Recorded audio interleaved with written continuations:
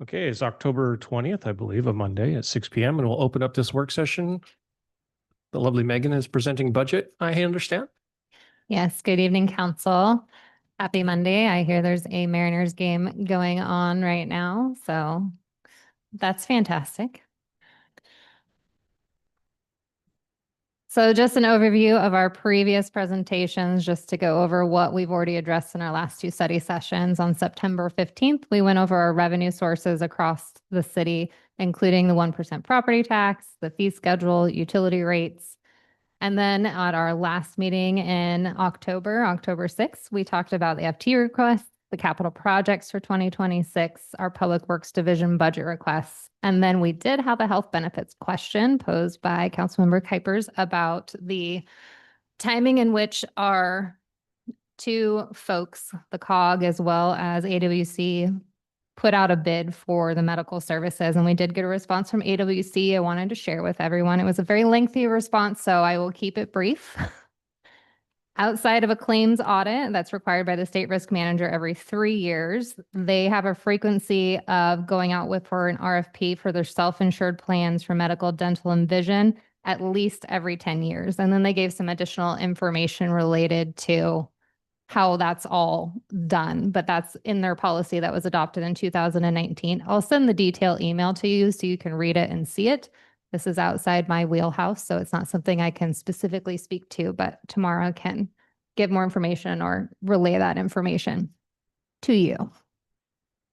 And then as far as the type of, I couldn't remember the verbiage last time we spoke. So AWC is a preferred provider organization and Kaiser is a health maintenance organization. So a PPO plan versus an HMO plan. So an HMO plan, you have a preferred provider that you go to within that network, and then they have to refer you. That's Kaiser. And then with a PPO plan, you can go see who you want without having to go to your primary first. And so those are the two options that are offered to employees. Are there any additional questions on that? Okay.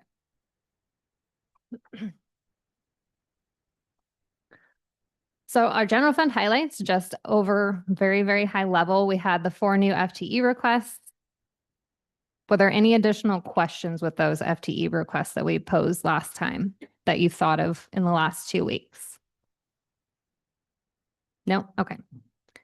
So our public defender costs, we historically have budgeted $200,000 for these costs, but based upon the increased caseload, as well as, again, the Superior Court coming down with the caseloads and trying to get us up to market so we can actually have public defenders, because we're the lowest in the market as far as what we pay our public defenders. And so to get our contracts to market to make sure we have public defenders, we had to increase those costs or price per case that we pay. So we're budgeting an additional $160,000 in that line item to pay for those defenders. Again, this is only if defendants need the public defender, and then it's a direct expense there. Cresa has an increase of about 26%, an increase up to $498,000. This has to do with some structuring they did and adding FTEs and the slow rollout to jurisdictions that are a part of that association. And I believe this started back in 2023 is when they started splitting this out. So this should be the last of the significant increases before it levels out to more of a more even keel, not double-digit increase. WCIA insurance, good news this year that we actually saw a decrease in our liability assessment. We've seen historic increases the last several years, but it actually decreased by 3%. Then our property, what we pay for our property auto, as well as facilities and so forth, it did have a slight rate increase of 1%, but that's significantly less than the bigger liability assessment. We do have a pass-through grant we were awarded, and council approved that grant this last meeting on October 6th. For Fire District 3, it's for their CARES program to pay for their mental health professional, and so that flows through our general fund. We do have a line item for RV disposals. As we've been having more parking enforcement, we've actually been having to pay for the disposals of some of these RVs, and that is not cheap. So we have several budgeted in here for if that were to happen. We do have facility repairs of 94,000 in our general fund, which includes elevator modernization as well as a new water heater for City Hall. The elevator modernization is both for City Hall as well as the police station. We also have included in the budget the downtown storefront improvement grant for $50,000. This was a grant we talked about at one of the council retreats, talking about trying to get the facades down in downtown, getting some money in there to improve the look of them and what that program looks like. We're still in the process of developing, but it is slated in the budget for a total dollar amount for the whole program of $50,000. We do have the comp plan. We have a carryover of 100,000 related to that. And then the final item for highlight is the CHIP grant for VHA. They have not started work on that yet. They're slated to start that in January of 2026. And so that will be a pass-through for their infrastructure of $269,000. So they'll do the infrastructure improvements and then we will reimburse them and seek reimbursement from the state. Megan, Yes. could you remind me what the 100,000 carryover from the comprehensive plan, what did that come from? Why is there carryover? So that carryover, it's related to the comp plan as a whole, Okay. and it's related to the contractor, Burke Consulting, I believe. Oh, I'll let Kristen speak to that. Yeah, so we had grant funds for the consultant work to prepare the draft plan. And I would say with the timing of things, we just are carrying that over. So if there's some additional work in 2026 that needs to be Oh. done, we have those funds available. okay, thanks. Okay.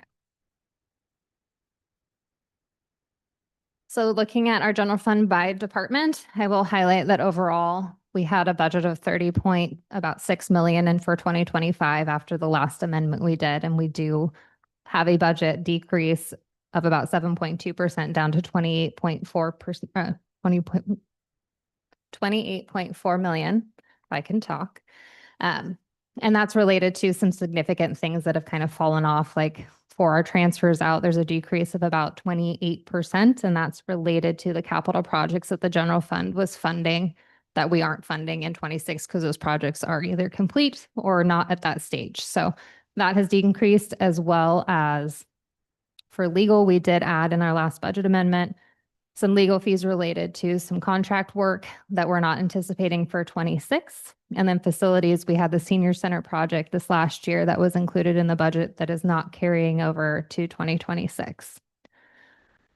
So going down the line items here. So if we're looking at judicial, that increase of 23.9% is the addition of the FTE and then the increased public defender costs as well as increased jail costs.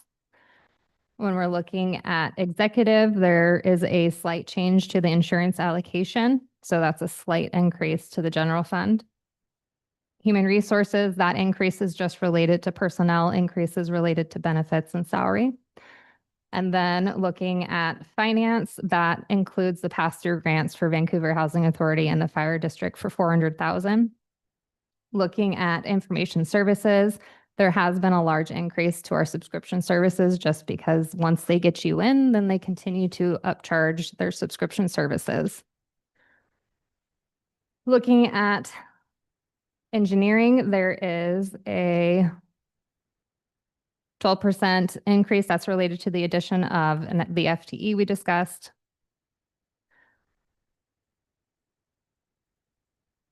Lost my place. Thank you.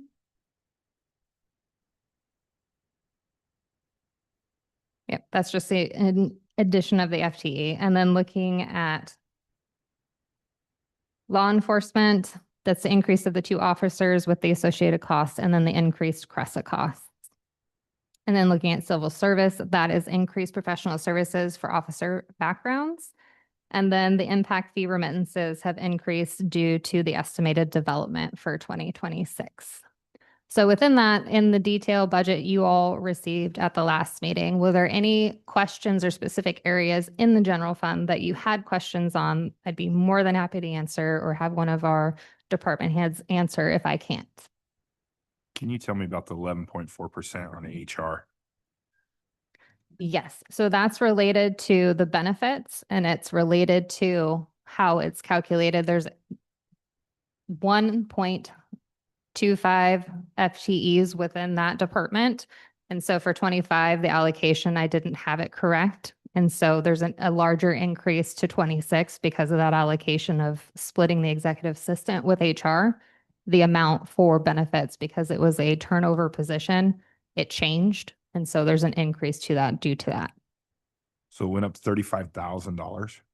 Yes. So it was 35,000 budgeted for 25, and then it's 60 for 26 based upon that allocation. So what comes, I mean, when I'm looking at that at $341,000 for 1.25 employees. What That's- else is coming out of that? That also includes any sort of labor attorney. So we have a labor attorney slated in there for the police negotiations. That's a good chunk. And then if there's any sort of consulting that's done for legal related to human resources, it comes out of here, not the legal department. Well, that's not our total that's not our liability. That's just our budgeted. Yes. What Correct. is our liability there? What is our 1.25 employees? What's that? I can tell you. Because Hold we're not negotiating with police right now. So we're just factoring Right. in, Next year. yeah, we're factoring in, X amount of dollars. If it's not used, it just goes back into the general fund, correct? Correct. That is absolutely correct. So when can you see, okay. 1 second. And that So that 11.4, 220,000 is related to personnel. 220? That includes, that's fully loaded for those positions.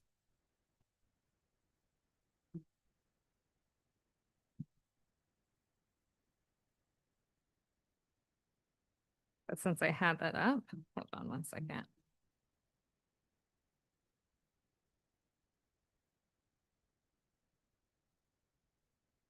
Yeah, so the biggest portion is those professional services related to background check for employees, the labor employment attorney. We have that budgeted for about 80,000. We also have some Department of Transportation, drug and alcohol testing, budgeted for 2,000, some pre-employment medical exams. And then we also have communication related to like advertising for recruitments, and then negotiation panels, and then trainings. Do we know what the attorney costs have averaged over the last few years? It depends on the year. Okay. We don't negotiate with police every year. And Right. so they put in a conservative amount based upon historics. Yeah. I don't believe we've ever exceeded that amount in a given year, though. We haven't had to come back and say we need more than that.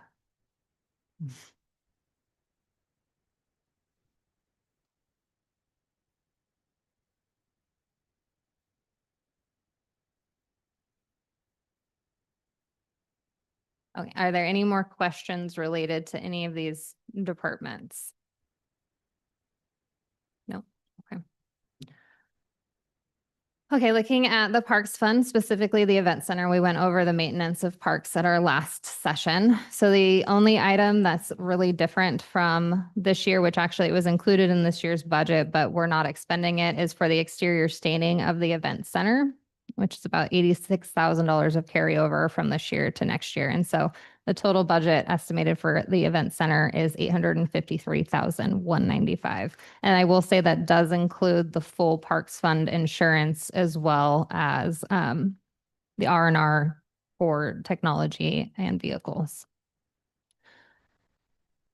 So looking at our vehicles and technology replacement funds for our public work divisions, we have planned with the budgeted continue of the replacement of 6 vehicles. For police, we have the replacement of 2 vehicles with the addition of the 1 patrol car related to the public safety tax. And then for the technology side of the house, we have to replace our Nutanix server and then continue with the replacement plan of laptops and computers. For our fee schedules, just to go over that again, we do have a 2.7% increase for all regular fees in the Schedule A and C, other than utility rates. For rate increases, we do have 3.5 for storm, 4% for water, 7% for sewer. And then we do have a new format for park fees, which is Schedule D. And so with the park fee schedule, Joanna's done a lot of work in looking at market analysis as well as her experience coming from another rental agency or jurisdiction and what works best for that. And so not having specific policy things in the fee schedule itself and keeping those in policy as well as the agreements with the renters. And so it kind of cleaned up the fee schedule. And so we have peak and off-peak hours, or not, excuse me, not hours, days. So peak right now would be a Saturday, off-peak would be Sunday through Friday.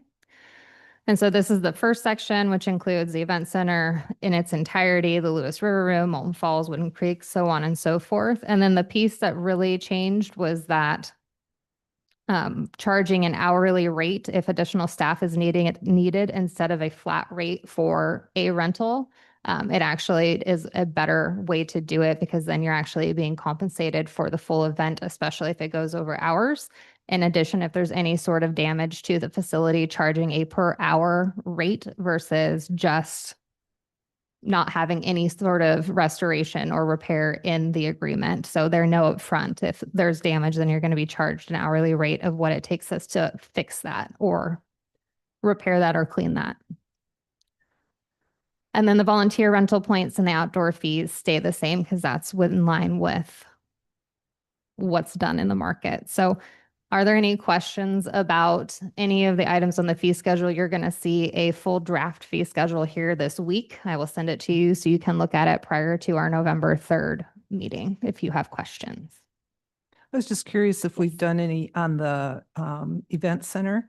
Have we done any kind of comparison if, say, if we did a month of events or even if you did the whole year of events in 2025 based on the current fee schedule, and if those same events had been in this fee schedule, do we know what the difference would have been? I did not do that, and I don't know if Joanna did. I do not believe so, but we can definitely look at that. I was just curious what kind of a impact it is.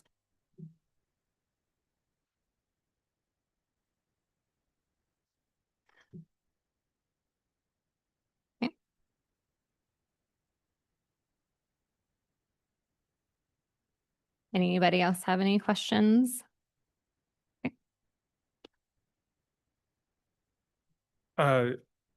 We had talked, we had it on, and maybe I've just forgotten. I should probably know the answer to this, but police radios, I know we had been in our legislative ask. Is that in the budget or is that done? Where are we at? That we are still waiting on the legislative ask. It is not contained within our budget. It's a larger, it wasn't just the police radios, it was also more. It's a $500,000 ask of the legislature. So once we know that for sure, we can make a decision at that point, whether we want to fund from existing reserves or if we want to ask again at that point.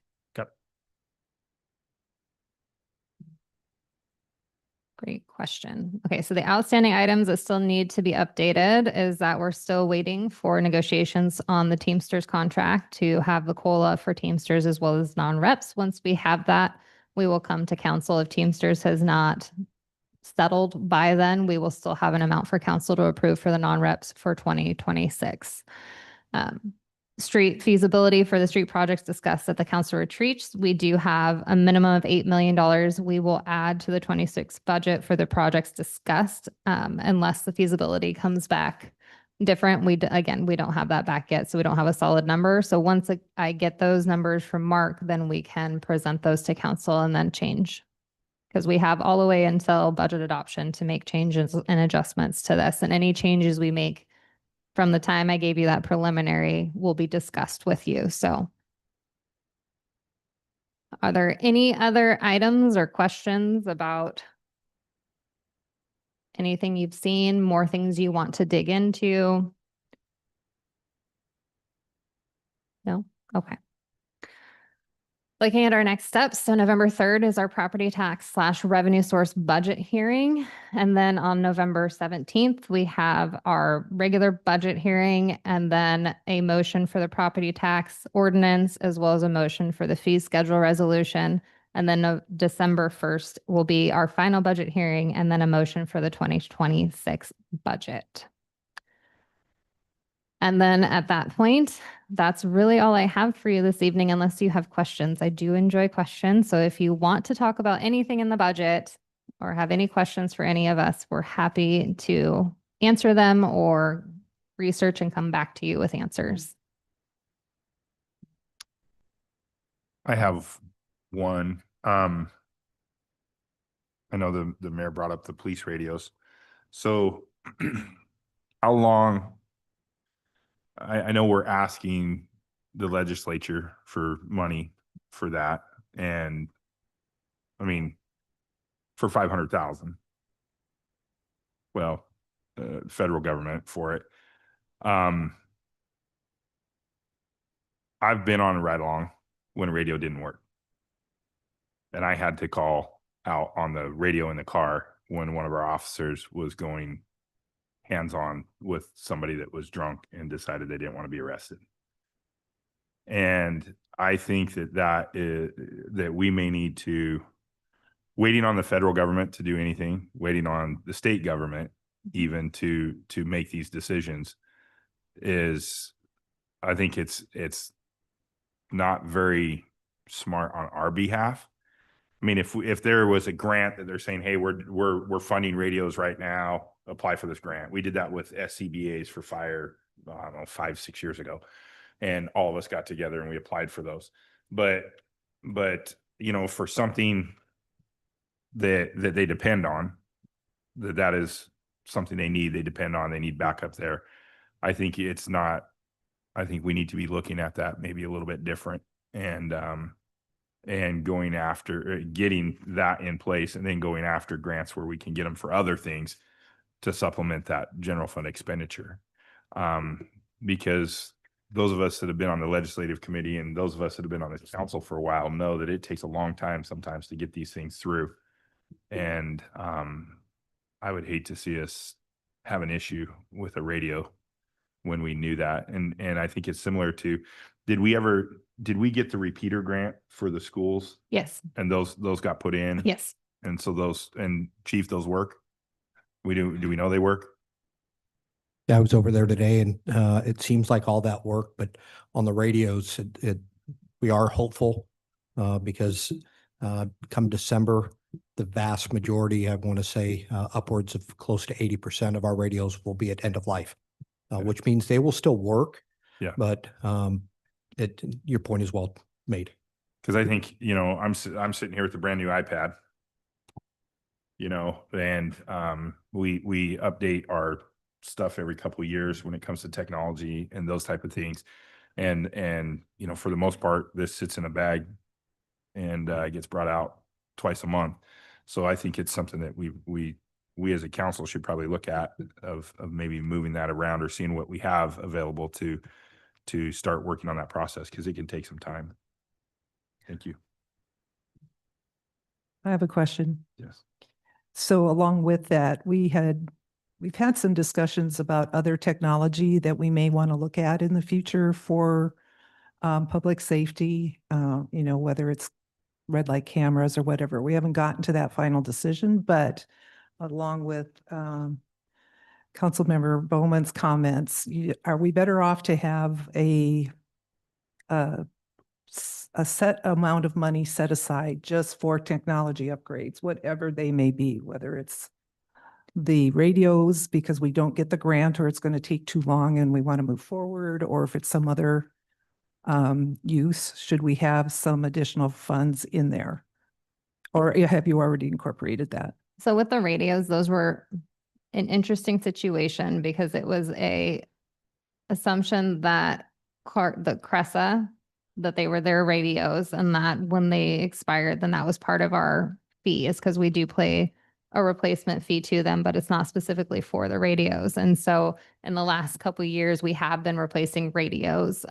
We used our last technology grant. We had it reallocated to replace 8 radios, and then we bought another 12. So we replaced 20 in the last year, which we absolutely can do what Councilmember Bowman is saying and pay for those radios, which I can bring the dollar amount back to replace the radios that Chief Flynn is talking about. The hard piece with the federal grants and technology it's a fun little thing in the clauses of the federal requirements that Motorola has to actually sign something saying they're not naughty and they're not on the naughty list related to a clause about China-made items. And so getting them to do that was a little bit tricky this last time using that federal money, but it's something we can't just go off of the state contract because the state contract doesn't have that clause in it. So we actually have to negotiate with Motorola directly and they have to sign that before we can earn it. So getting the radios through a federal grant is more difficult than just buying them. So I'm not opposed if council is for it, for us using general fund surplus, but knowing this $500,000 was coming and knowing that process, we couldn't buy them before we got the grant because of how it's structured, if that makes sense. But we do actually have in our replacement fund, we do include all the technology. But again, the radios were not included because it wasn't something we knew that needed replacement when that was set up. So it will be added now to the point that it won't be, it'll come out of that R&R fund versus the general fund, if that makes sense. Because it's much cheaper to spread that cost over the life of those radios because they do have a 10-year extended warranty or whatnot. If they're within their service period of 10 years, Motorola will fix them.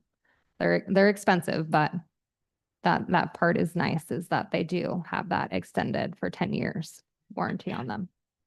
I'm curious to ask what that looked like with us thinking that it was part of the Cresa negotiation or part of the payment that we made to Cresa. How did we end up there? How did we end up Thinking thinking? that Cresa was going to reimburse them. Was there some kind of fine print or? Correct. Before my time, before Chief Flynn's time. And then we came to the realization of what the actuality was, is that those were on us. It's because previously they purchased them and then, Dispatch centers, you can't just get any radio system you want. It has to be approved and guided by whatever system they are.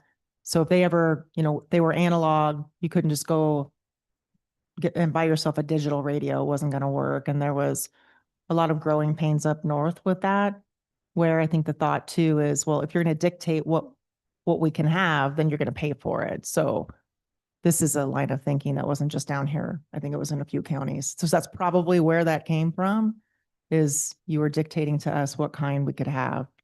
But replacement of police radios, in my experience, has always been sort of a legislative ask because it's so expensive to replace those. If you don't receive the funding, then you usually set up something that was a depreciation fund for replacement, just like you do vehicles.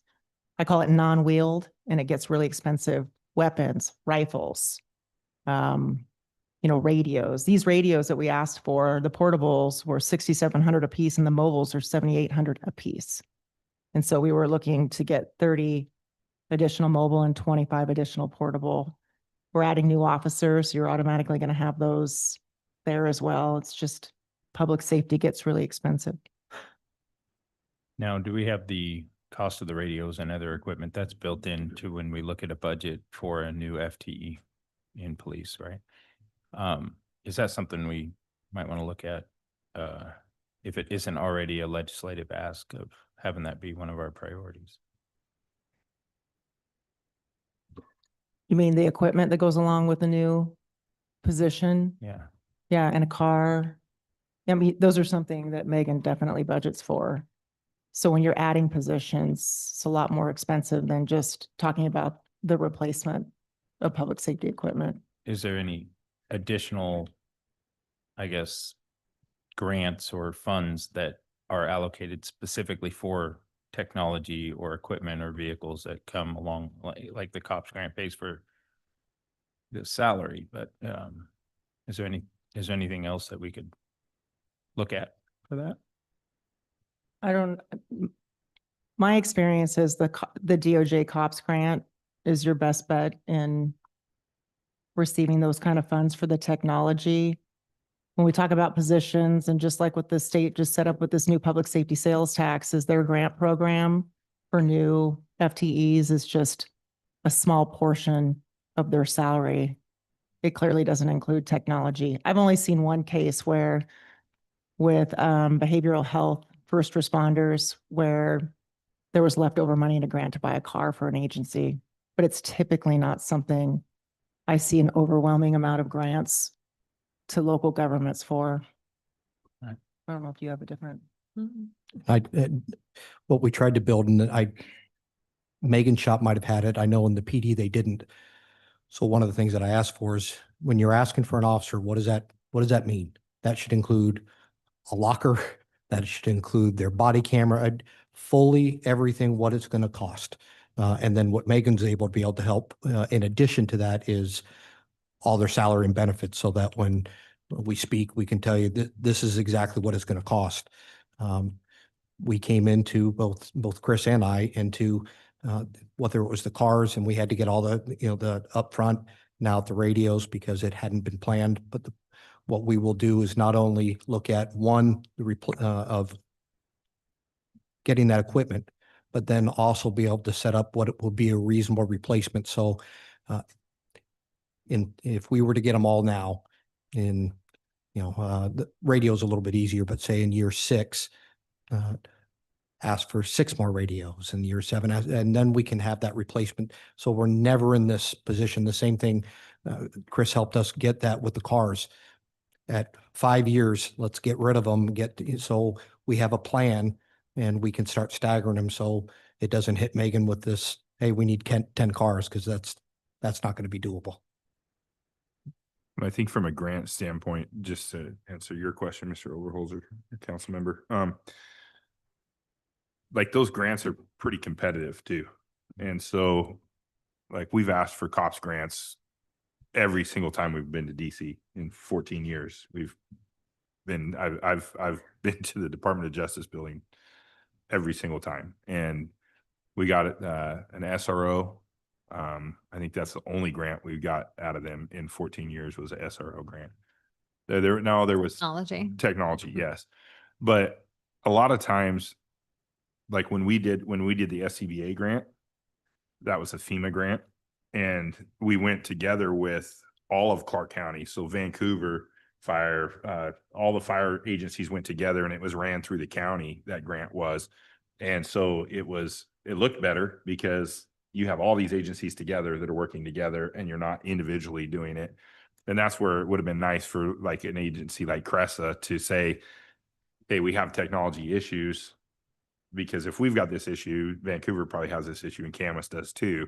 What is it going to take to bring this up and apply together as those grants? That looks a little bit better than just us individually applying for those grants. We just don't score as high a lot of times in those.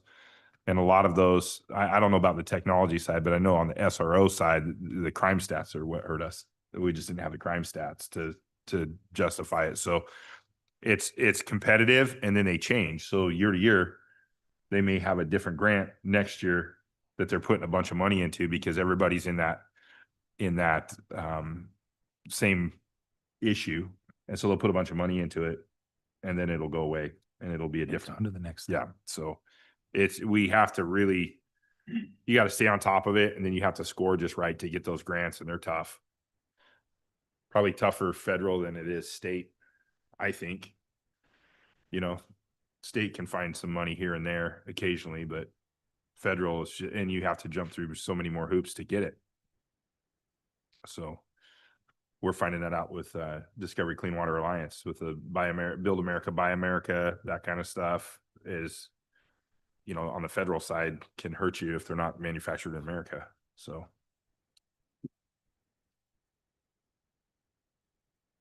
Great questions. Are there any more ideas or things that you have questions on, things you'd like to see changed, things you're wondering if we included? No? No? Okay. Well, that's all I have for you. And then again, I will bring back the full costs of what it would be to replace all the radios that we have outstanding. And then hopefully at that same time, the feasibility study for the street projects to update those as well. With that, it'd be helpful if we do have some radios maybe that aren't quite done, if we can get on that staggered, like we're going to do 10, 10, 10 or whatever, triage those radios, maybe that's the compromise. Well, and that's the hard part too, is that even talking to the radio expert at Cressa when this first came up, those radios, some last for 20 years and beyond, and then others break week 2 when they come because that technology, and it almost feels like the older radios probably have a better life than the newer radios, which is pretty normal for this day and age. But that was the interesting part when we first started talking to them, is they're like, no, you don't need to replace all of them. And then more conversations were be had, and then suddenly they were doing this bulk order. And so I don't think that Chief Flynn was the only one asking, or he started that conversation of, hey, we did this in 14. We now have all of these radios, because they did do that. They had some that were older and the stagger. So we are not alone. One last question about radios, or actually how it pertains to Cressa.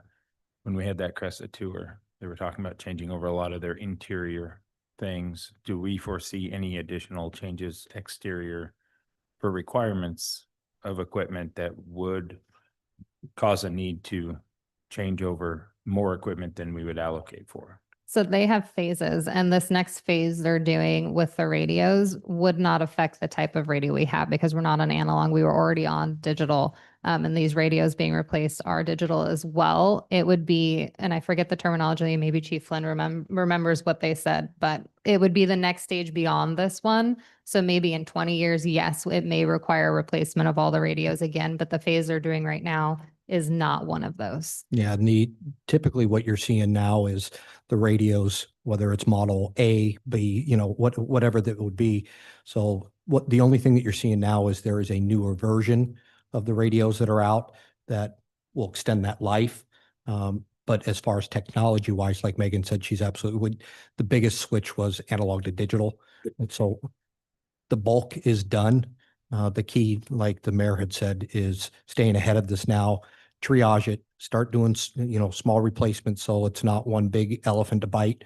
And then we'll look at what else we can have. But it just caught everybody by surprise to know that they're all now going to be beyond service. And it just puts a liability on us that we know that what we have now.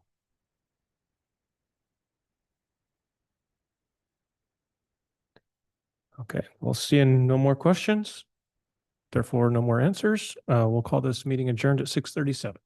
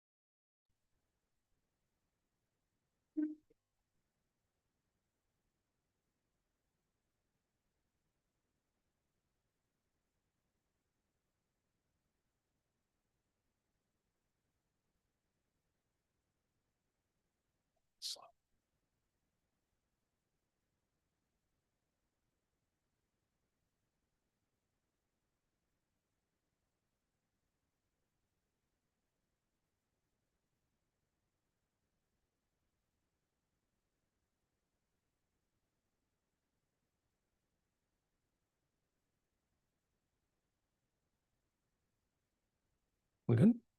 All right, I got 7 o'clock. Welcome. It's Monday, October 20th. This is a regular Battleground City Council meeting. I'll call this meeting to order. If you're able, please rise for the pledge.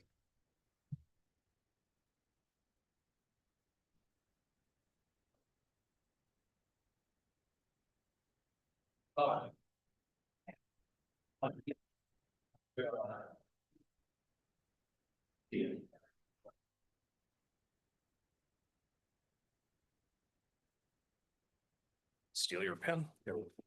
And can we roll call, please? Oh, I do have a pen. Mayor McCoy, Here. Deputy Mayor Bowman, Here. Councilmember Kuipers, Here. Councilmember Farrar, Present. Councilmember DeRozier, Here. Councilmember Davis, Here. Councilmember Overholzer, Here. and the clerk is present. That concludes the roll.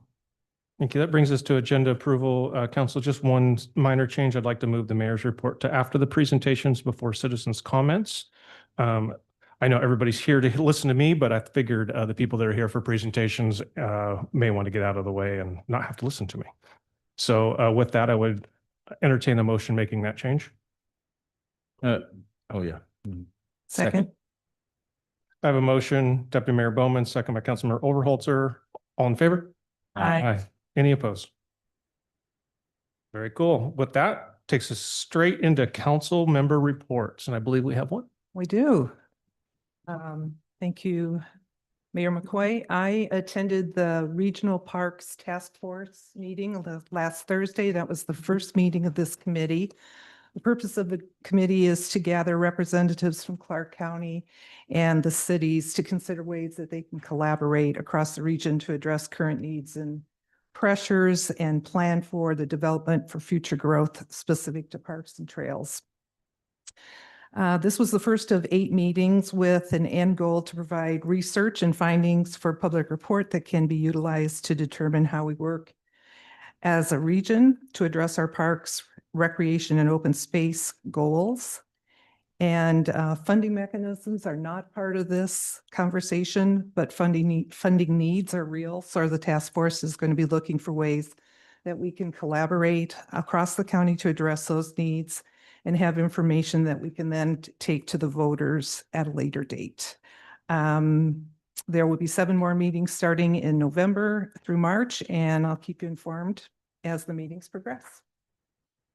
Thank you for that. Any other council members have reports on meetings? Mr. Mayor. Yep. I too had a meeting last week with the Clark County Mosquito Control District. At that meeting, we approved a budget for 2026. And they have over 161,000 billable property accounts that are evenly assessed. And the budget came up to 1.795, which is about 1110 per parcel. And some of the issues were, as we are dealing with our own budget, is, you know, we have the treatment cost, we have personnel costs, and aging equipment. So with all that being said, that was what was voted on and agreed on at our meeting. Our next meeting is December. And then they also talked about starting the new year, we're going to be having discussions about the 5-year plan for depreciating assets. So we can get in front of that because like we have here too, we don't want all our vehicles, all our equipment to crap out on us at the same time. So anyway, that being said, that was what was discussed at the mosquito control. Thank you. Yeah, and EMS2 board met October 13th, just this last Monday, and we have some updates for you guys. So as most of you know, we're part of the ambulance contract with the city of Vancouver with AMR. In May of 24, Vancouver notified us that they were no longer interested in partnering with EMS2 for ambulance service. And so they gave us EMS2 a few options, and one was to stay on the contract to the end of 25. We exercised that option as it gave us some time to come up with our own contract. And so we are in the middle of contract negotiation right now. Well, we met Monday to approve the proposed rates from AMR for 26. And again, this is a separate contract in the city of Vancouver now. The proposed rates are a 53% increase from 2025. Regional Director for AMR, Rocco, presented the board with the information regarding the reasons for the increase in rates. We did not approve those rates at the time. And really it was a vote by me to say we need to bring these rates forward to my council, but also Ridgefield, La Center, and Woodland, the small cities represented in EMS2 along with Clark County. And so we have a special meeting scheduled coming up soon. But I wanted to get ahead of that and let you guys in on this information. These emails did go out. I know Chris received the email. The city managers and or mayors from each city have received the email. We're still in conversations with Mayor Strobin from the center. Mayor Cole from Ridgefield, haven't really got a response from Woodland. But just to give you an idea, that rate does not include the readiness fee, which Vancouver has decided to pay a readiness fee to keep their rates lower, and their readiness fee is $1 million. To avoid the readiness fee, that would be 500,000 or $500,000 to EMS2 district. They have compensated that by raising the rates for the rides. The current rate as of right now for ALS call, which is advanced life support. So you got an EMT and a paramedic on board, currently is 1883 and some change. The proposed rate 2647 per ride. And for basic life, which is not the paramedic, or actually EMT, one of the two. Anyways, the current rate is 1527 per ride, and the proposed rate is 2229 and some change. And so those rates are reflected again by avoiding the readiness fee. Unfortunately, it's charging our citizens per ride. And the readiness fee would affect the citizens as a whole. The ride share increase really was contributed to the same reasons we always hear. But it had a lot to do with marginalized fixed rates for Medicare, Medicaid, and the nightmare of their not being able to get a full rate on that, and the complications that brings with it. And so I wanted to bring this to you guys just to kind of get you a heads up, but we are meeting with a special meeting in the next couple of weeks, and we have to get these rates in and approved really soon. As a matter of fact, the date here is November 1st. They need to be approved so that we can move on with the process. So I wanted to get your guys' thoughts on that. So this is just with AMR, did we reach out to any other agencies? Because AMR said they were going to work with us, and this is their way of working with us, is to raise it by 56%. We didn't have time to reach out to others and do an RFP. It was the goal in the beginning. But at this point, our only option is to piggyback because of the timing. Doesn't preclude us, I think, from going out at the end of that contract. I'm not sure if it's 5 years or. 5-year contract, yeah. Yeah, but at this point, and that's assuming that you'll get another interested company that will want to serve just EMS2. It was a surprise at the end to Nice. receive that That's awesome. increase. Well, one thing. All you gotta do is meet with them. That much of an increase, it was a surprise. I mean, it's what the mob does. And that's exactly, hey, we're gonna work with you, we're gonna work with you, we're gonna work with you. And then, oh, by the way, it's 56% more now that we know that you can't go out and get a bid. And by the way, here, sign this 5-year contract, or we won't work with you. So, I mean, yeah. Just to give you some comparables, because we did have them pull comparison rate for some of the other areas. Again, our ALS rate at 2647 proposed, Multnomah County 1819, Washington County, 1948, Clackamas County, 3480. And so I'm sure there are some other readiness fees and things like that mixed into that. We don't have that information in front of me. I don't have it in front of me, but Is that AMR in those counties or Metro West? Do I we know? believe these are all AMR AMR. contracts. This is American Medical Response patient rates for 26. So. So if we paid a readiness fee, then our fees would be more stabilized? Yeah, I asked them to come back with an option of what it would look like with a readiness fee paid. And is the readiness fee based on number of citizens that they're serving? Like you said, Vancouver's paid $1 million. Yeah, Vancouver was $1 million, ours was $500,000, and that's kind of the numbers they threw out when we knew the split was happening. And they held Vancouver to their portion. And the readiness fee covers the full contract, or is that a yearly, or how does that work? That is a good question. I do not know the answer to it. I think it's a one-time readiness fee upfront. And the contract's 5 years? Yeah. Oh, And it would be divided within all the agencies and the county and the 4 cities, but and why did Vancouver pull out? I've gotten mixed responses on that, but at that time, they no longer wanted to be in a joint contract with EMS too. I guess is the political answer. Okay, got it.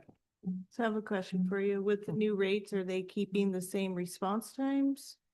Yeah, as a matter of fact, I think they're slightly improved because response times are less in outskirt areas. So part of this fee justification is they actually have to put more cars out there. They have to have more ambulances in place to hit their response times. Yeah, and silly question, the fee that they're paying, is that to people's, if they have insurance, it bills their insurance, or is that? Yeah. Say you take an ambulance ride Yeah. and you need advanced life support. That's the bill you're going to get, and then insurance would cover what they cover. And That's 18 or currently it's dollars? $1,883. Okay, okay. Sorry, yeah. You're doing No. 26 And and the- stuff. I'm like, well, that's like. The proposed cheaper. rate is $2,647. Okay, that makes- Thank you. Gotta have those zeros in there. Is that few zeros on, she brought up response times. Cause I know when we did this 10 years ago, the response times for Battleground were significantly lower than the response times for the Senate. Yeah. And I think Ridgefield was the same as us or higher response times. So that would be nice to know if we're paying these type of fees, for our neighbors in Ridgefield and our neighbors in La Center, are those response times going to be what ours were, which I think were 7 minutes. If I remember right, ours was 7. I think La Center was like 20 or something like that. Ours is 7. It was 7 minutes. It was 7 or 5. It was pretty quick. Response time. We had the same response times as Vancouver in that contract. So it would be nice to know if, hey, we're going to give Battleground us, 5 minute or 7 minute response times, but the Center and the rest of them no, and we still want a $500,000 readiness fee and to jack the rates up, then they're not doing anybody a favor. Yeah, so the rate increase, this is from Morocco, but is due to the loss of efficiencies and increased cost with 2 contracts. So splitting the contract with Vancouver. So they can't utilize the overlap. AMR will need to increase their unit hour deployment by 15% to make their response time commitments. And the unit hour utilization will increase by 8% total transports. And again, no readiness fee. And so we're still awaiting what it would look like with the readiness fee. And I don't have off the top of my head what the response times actually are for the other cities. I believe that ours is staying the same. Yeah, if that would be the only, I would be concerned, and I'm sure the other cities are, when we're looking at this type of rate increase to keep the response times the same. And 10 years ago, both of the other cities, well, we represent all the small cities, but the center and Ridgefield were quite a bit smaller at that time too. So, man, that's a lot. Any other good news or is that it? That's all I've got, Mayor. And like I said, I'll move my report to the end here. Seeing no other ones, that brings us to presentations, and we have a couple new employees to get to. So Mark, I'll invite you up. Sounds like we have a new GIS specialist.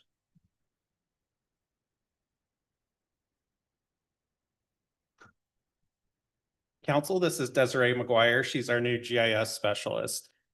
She previously worked for Port Blakely Tree Farms for 4.5 years as a GIS specialist. Her responsibility was to assist in day-to-day mapping needs of the foresters, as well as updating and maintaining databases. She's married with 3 boys.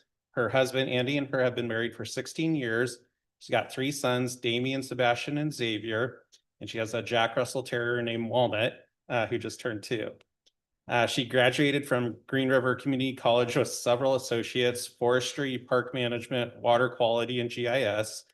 And then she went on to Oregon State University and graduated with a BS in geography with a certificate in geospatial science. Some of her hobbies include playing board games every day after work, before bed to unwind. Her current favorite games are Ark Nova, Terraforming Mars, and Forest Shuffle. I really like this fun fact. It's the most interesting one I think I've read, but she's been collecting Pez dispensers since she was 12, and she currently has a little over 3,500. Desiree is extremely excited for this opportunity, and she's looking forward to the next step in her journey with the city. She's been getting into city government, has been her dream since she took a city planning class at OSU. That's it. Hi. Just want to say. I'm really excited to be here. Thank you guys for this opportunity. It's very exciting for me. I don't know, I'm nervous. We don't expect a speech. So, but please come on up and meet your council, and happy to have you on board. Look forward to many productive years.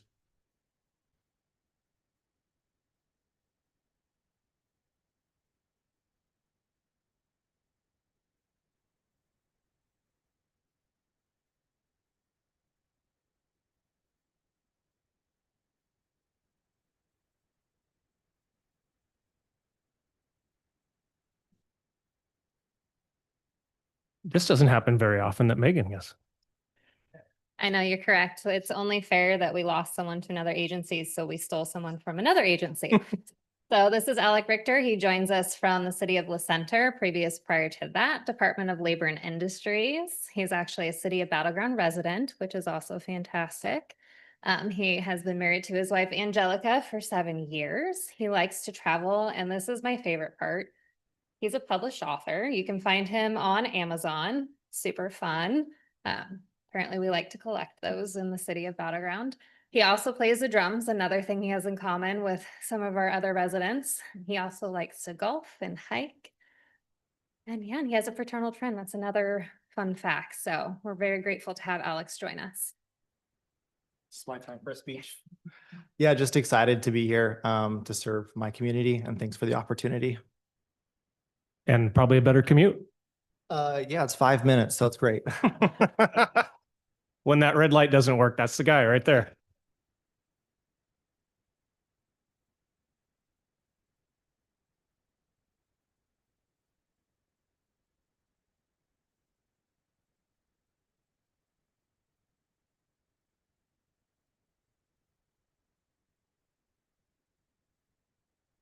Okay, so some of you may know, I think most of us do, that our prosecuting attorney for some reason believes the Cowlitz County Superior Court judge is a promotion. I don't know. So we've come up with a little certificate of appreciation, but before I read that, I was hoping maybe if anybody wanted to say a word, a minute or two on her behalf, please, the microphone is yours, and then we'll present her our certificate of appreciation and our thanks. So if there's anybody in the crowd that has worked closely with her, I'd really looking at you, Judge.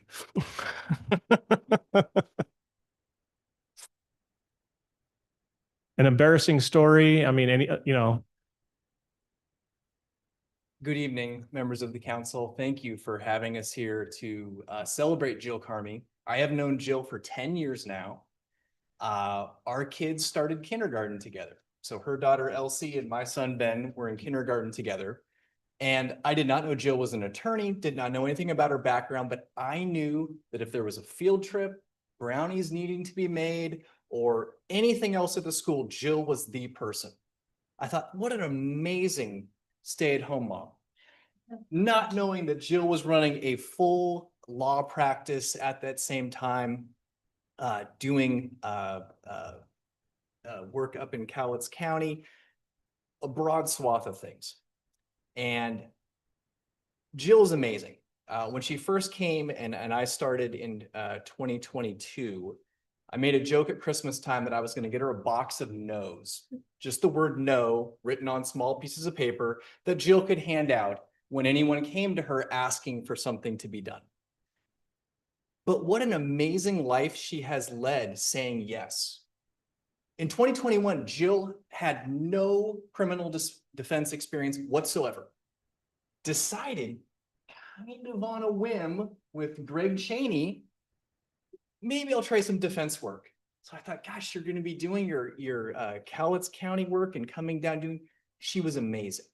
She was a wonderful, dedicated public defender. You would have people in court that were requesting to work with Jill. She was incredible. We had Christine Hayes then transitioning into a Superior Court Commissioner position. And who came to me and said, you know, she came to Christine, she came to myself, she said, what do you think about me being a prosecutor? Now I'm thinking, let's just start handing out those no's right now, Jill. You have a full plate on your hands. You have 2 kids and you're going to do the prosecution work for the first time.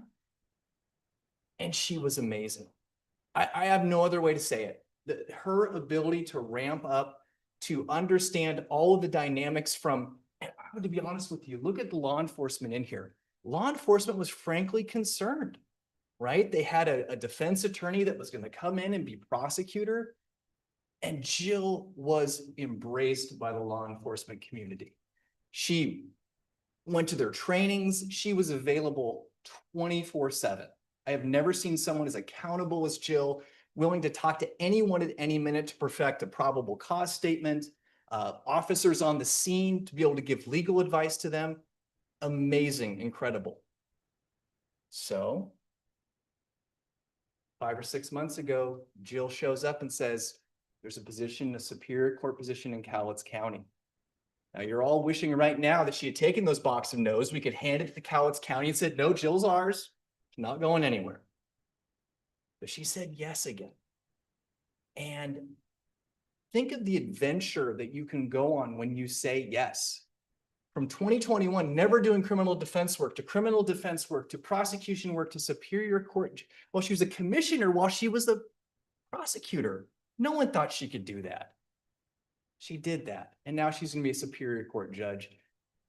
Just an amazing, incredible person. I am so proud to know Jill, and we are going to lose her. I am tremendously sad that she is not going to be with us in the courtroom every Thursday, but my goodness, the blessings that she will continue to put forth by really just saying yes to these opportunities.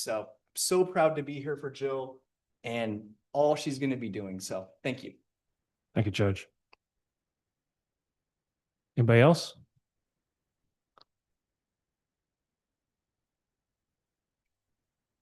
No? All right, I will. Judge, thank you. You took most of the stuff that I said and written down. So I'll just be very short. Stop. I think when you look in the courtroom and you see the people that are here, not just from law enforcement, from other entities as well, I think it can be kind of summed up in almost one word, and that's respect. When you hear Jill Carmi, 38 years in this job, and I've had a chance to work with some unbelievable prosecutors in very, very large cities. And I think it is no surprise that they saw the talent with Jill and why she was selected to be the Superior Court judge. It's going to be a tremendous loss for us, as the judge said, and they're going to be very, very big shoes to fill. I'd tell you that she's a friend of law enforcement, but I think that's unfair because it's much larger than that. She's just does the right things. And there's times that I know we've disagreed because we think that we're very passionate and we think we have the right answers, but she also has some special letters after her name that makes her an SME. And it's no secret that law enforcement in general reaches out to her and acts to tap into that expertise. And there's yet to be a time that she hasn't answered the call. It doesn't matter what time. It doesn't matter which agency. She just wants to be there to do the right thing. And what a wonderful opportunity is for us to be able to say that we worked with somebody with that level of talent who's now going to go on and be a Superior Court judge. So congratulations, Judge.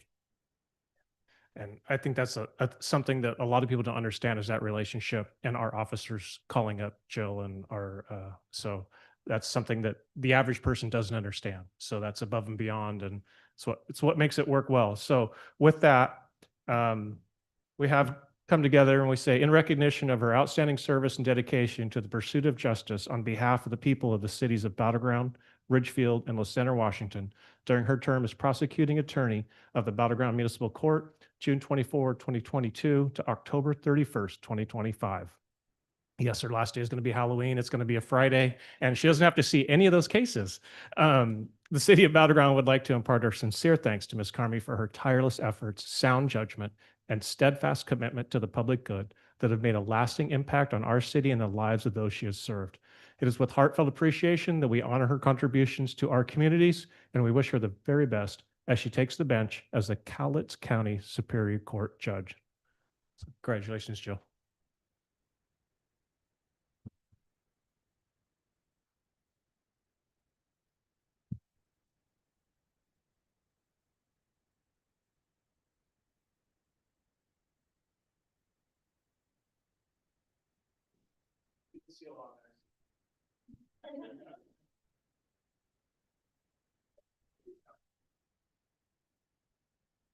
Okay, I'm going to say some brief words. I hope we've got a jury trial starting tomorrow. Ridgefield case, taking some officers away for testimony tomorrow. So if you want to come see how our jury trials work, feel free to jump in the next 2 days. Most importantly, it is still 3-1 Mariners. So yeah. So, gosh, I am super humbled, very sad, so I don't want to cry. Truly, this job has been one of the best of my legal career. I hesitated putting in for this role, even though I knew the fit would be good for myself and my kids and just kind of the future, maybe last decade of my career. So, but I will miss this job. It has been amazing. I don't know, and someone should fact check this, but Battleground Municipal Court has raised up 3 prosecutors in the last 8 years who have joined the bench. I think that's probably a record. I don't know. Someone should fact check that, but we had Slate in, I think, 2017, Hayes in 2022, and then 2024 up to the bench. So there's something about this job, and I think you are the prosecutor. Not like Clark County where you take turns on cases. You are the decision maker. You are the front face. You talk to victims. You do it all. So it's a really, really cool job. I want to say, I'm going to try and be very quick. Court administration, they are the backbone of this court. Carol, first one here, last one to leave. I don't think that there is a question about the court system that you can't answer. We should make that a game, try to stump Carol Landwehr, but I don't think it could be done. You are the reason that this is such a respected municipal court. Yeah. Carolyn, Danielle, both of you, clerks in the courtroom.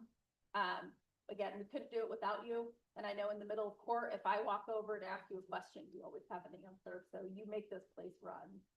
Kirsten joining us for community court. So far successful here, 3 months in. We've had some success stories with people going to rehabilitation, sobriety, getting licenses reinstated. So thank you for the work you've done with community court. Judge Wheeler, I have learned so much from watching you on the bench. I have taken many of your go-tos to the Cowlitz County Superior Court bench already. One of those is the court only has so many tools in its toolbox, which is usually said right before he sends someone to jail. And if we've run out of tools, you haven't done all the other things we've asked you to do. So I use that one. I also have taken on your tone, similar to your fatherly tone, when you told the 5th defendant, yes, in fact, I did tell you, you have to do 1 day of work crew every 30 days. So much. And frankly, just last week, I had to jump into criminal first appearances, and it was a DUI case. And your voice was in my head thinking about all the release conditions that were appropriate for community safety. So I really have learned a tremendous amount from you. Law enforcement that is here, I do extend my deepest respect and appreciation. Long nights, and I know that because I get the calls in the middle of the night. Difficult scenes, your partnership and trust have meant everything. Chief Flynn, such a welcome leader. I wish we had worked together longer. I love how you approach the job, how you approach our relationship with prosecution and police. And you're just real. Like, you just get it. And I really do appreciate that about you. And I'm glad that you are my neighbor, so I will still get to see you. Lieutenant Purdue, your right-hand man, always available to work through difficult cases. If the court says we have an overnight arrest and we need a report approved, even if the officer is going to be off for the next 5 days, sorry guys, you get it done. You also talked me through a change in firearm surrender laws that the legislature and courts had made a bit murky. And working together, we were able to figure out my policy's position and how that would work with what you all had to do on the feet with firearm surrenders. Now, I do know though, your most known role right now is handler of the bestest boy ever.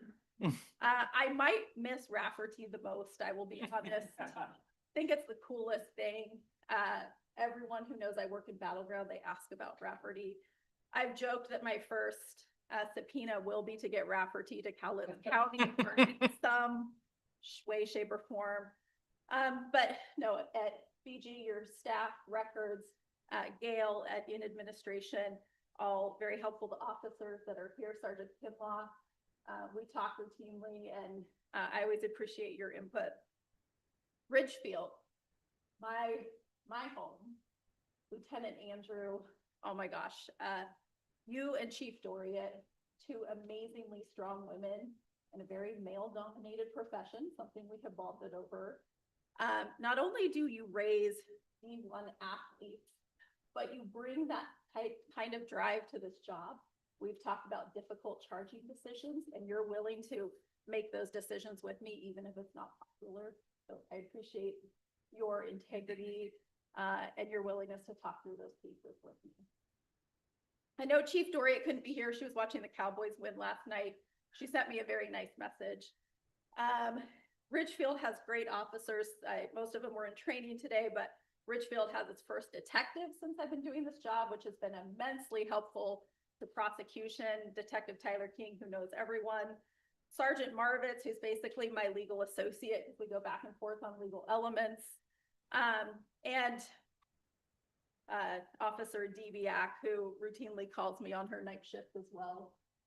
So I've appreciated working with all of you. My legal assistant, Stephanie, could not have done this without her. From taking victim phone calls to keeping the calm in the courtroom to all of it. I'm proud to say that she will still be in this position with the new prosecutor. I think our law enforcement agencies will have some continuity, and that makes me very happy. City leadership, city council, city manager, Ridgefield city manager, city council. Thank you all for supporting my role here, but also just Battleground Municipal Court. I know in the past there's been talk about it. This is a cost. There is a cost to run a municipal court system. But when I talk to law enforcement agencies and the type of customer service and community safety outcomes they have with their cases running through other court systems versus ours, I think that they all feel like their cases get heard here. Like we know what North County community safety looks like. So thank you for investing in this court system. Well, I think that's all I want to say. I was gonna think it's still 3-1. Oh, no. Nope, it's not. So it's not. We're gonna walk away on that note. They're up by 1. Well, I think with all this, all the police presence and showing their support, I think it'd be, maybe you should come up and take a picture with everybody that came here to support you. Maybe I'll leave this right here.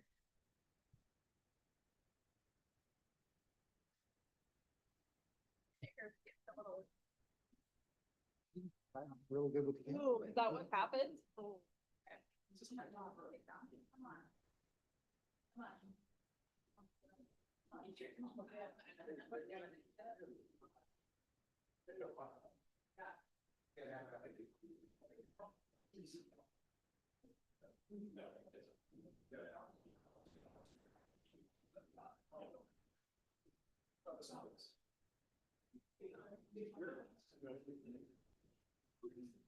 Yeah, I gotta get close. You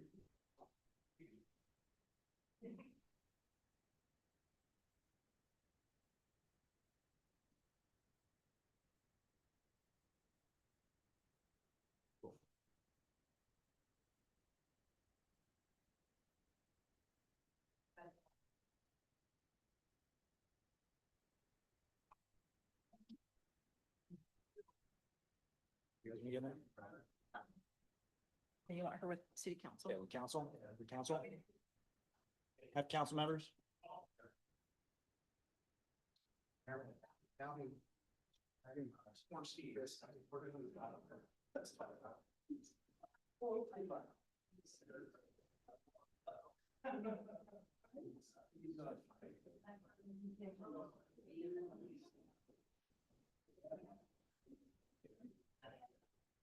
Everyone look this way. Smile.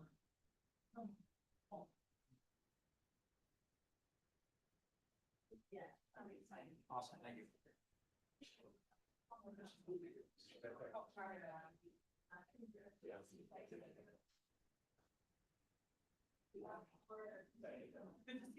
You too.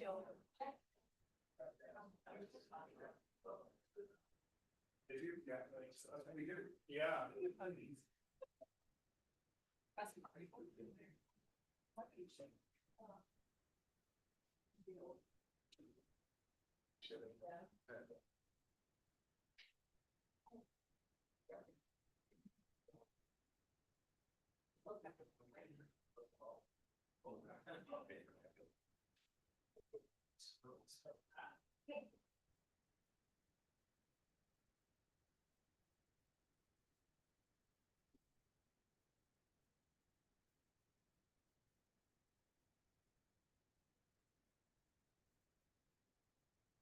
Okay, that brings us to the mayor's report, and I brought a couple slides that was presented to C-Tran. I thought council might find it informative. I give these slides with no support or otherwise. This is just informational.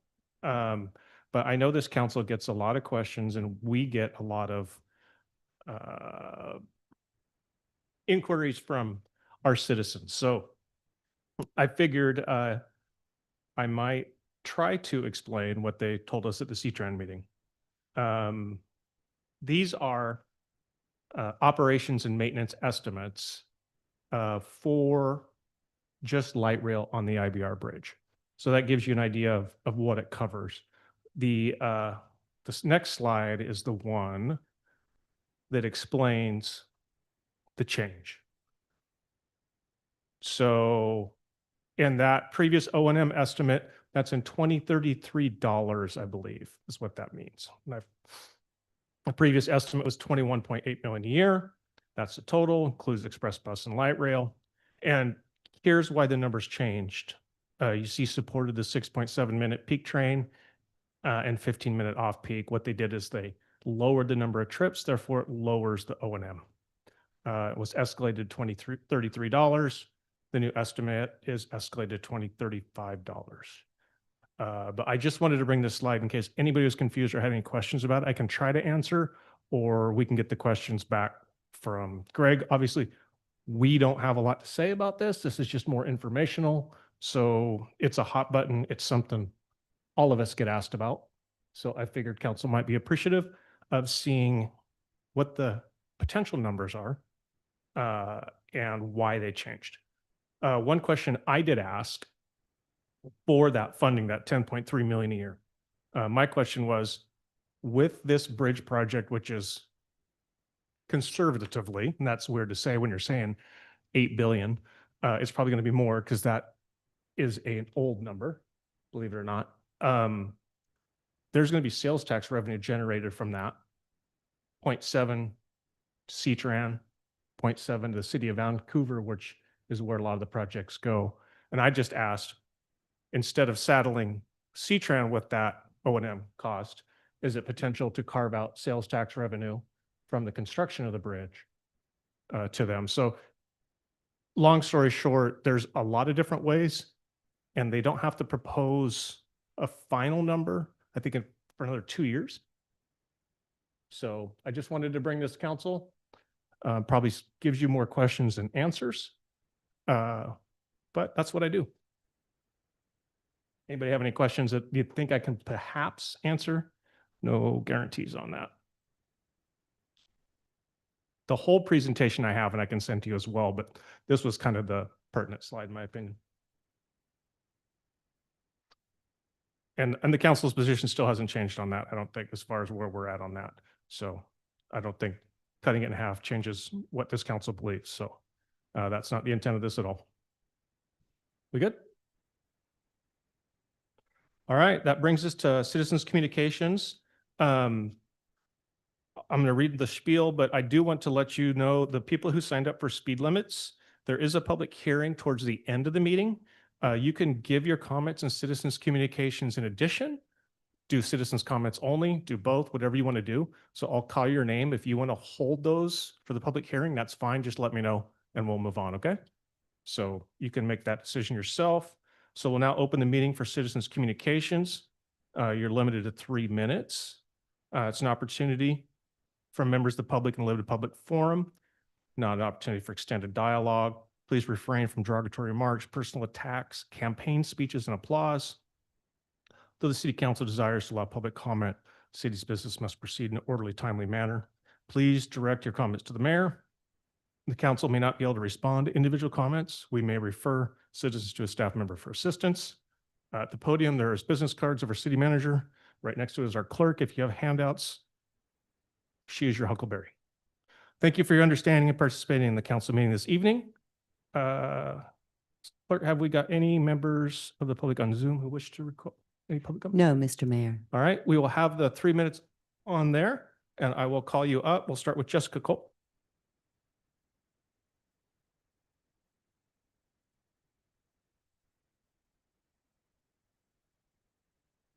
I need to.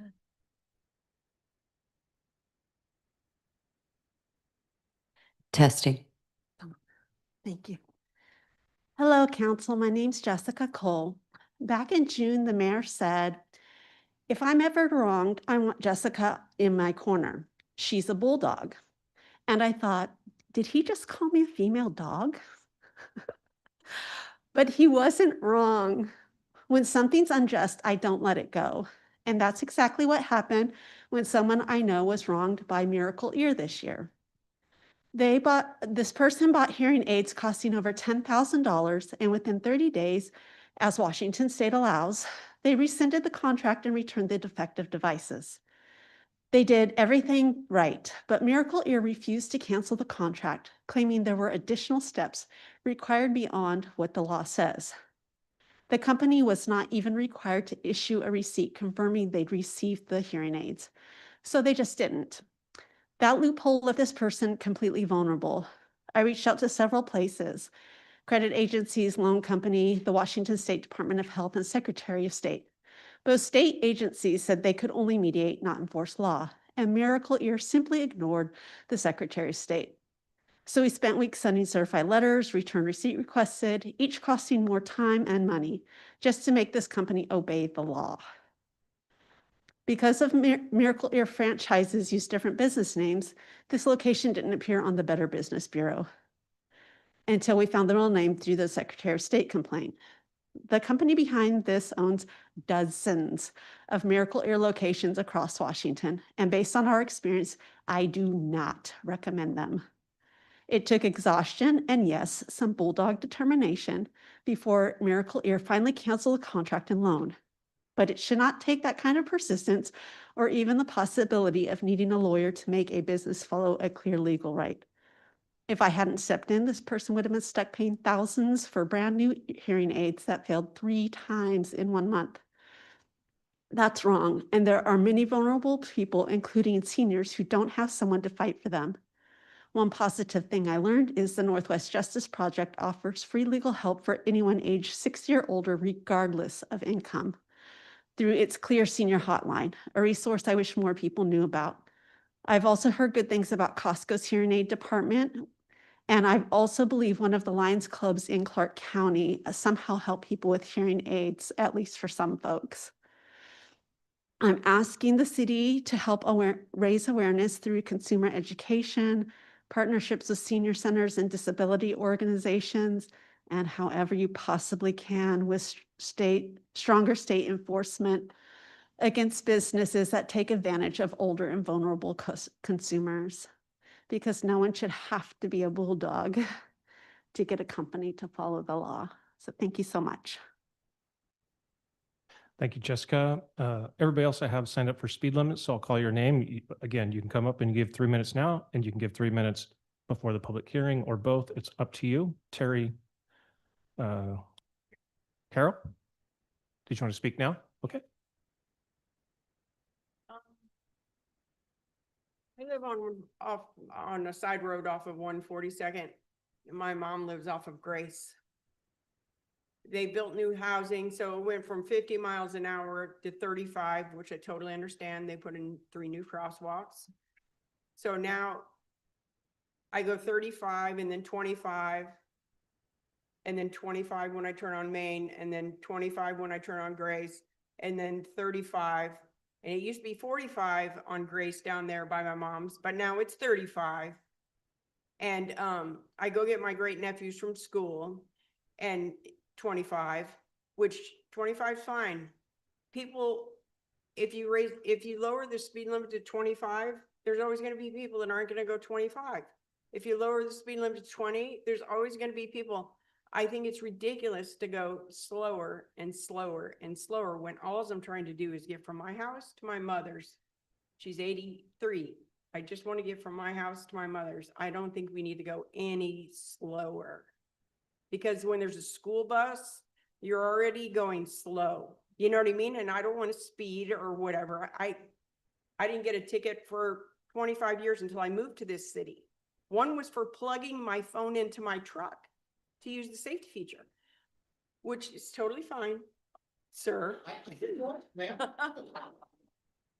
I'm only giving you a hard time. But anyways, I'm opposed to the lowering the speed limit. I think it's just ridiculous. There's speed. I mean, we have people with no mirrors. We have people with expired tags by years. We have people with no license plates, and we're going to lower the speed limit. I think instead of doing new speed limit signs, we should fix potholes. And that's my jargon. Thank you. All right. Thank you. Randy Almond, did you want to speak now? Perfect.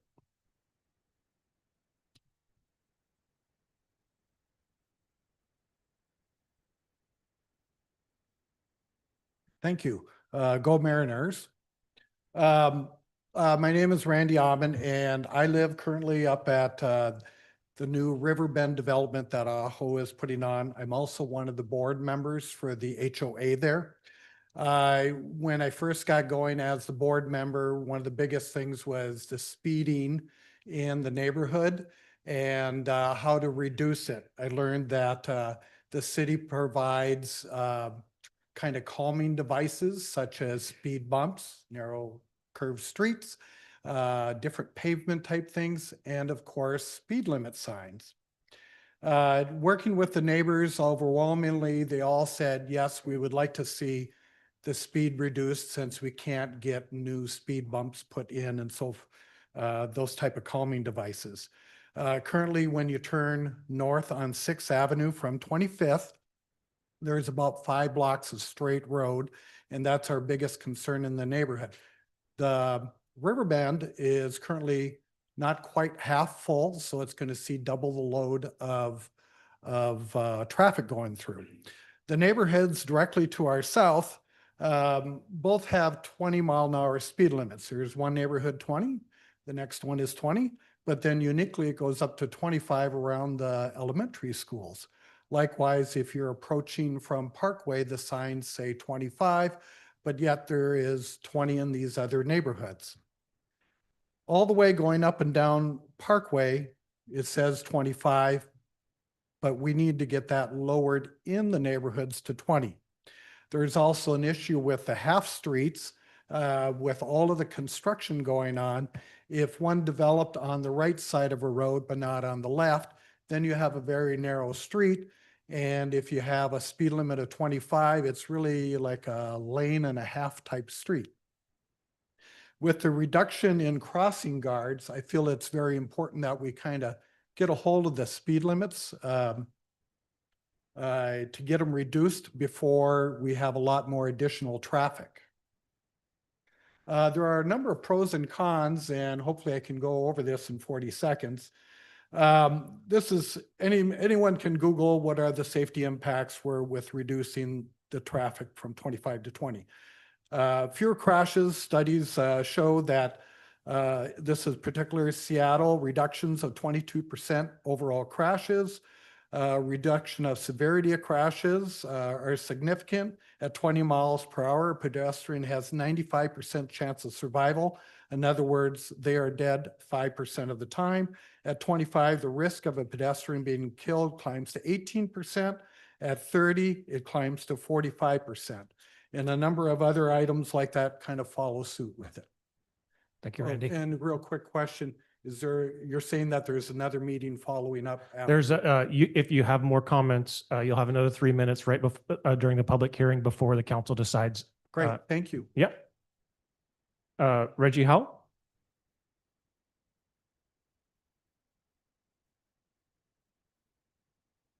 Thank you, Mr. Mayor, council members, chief.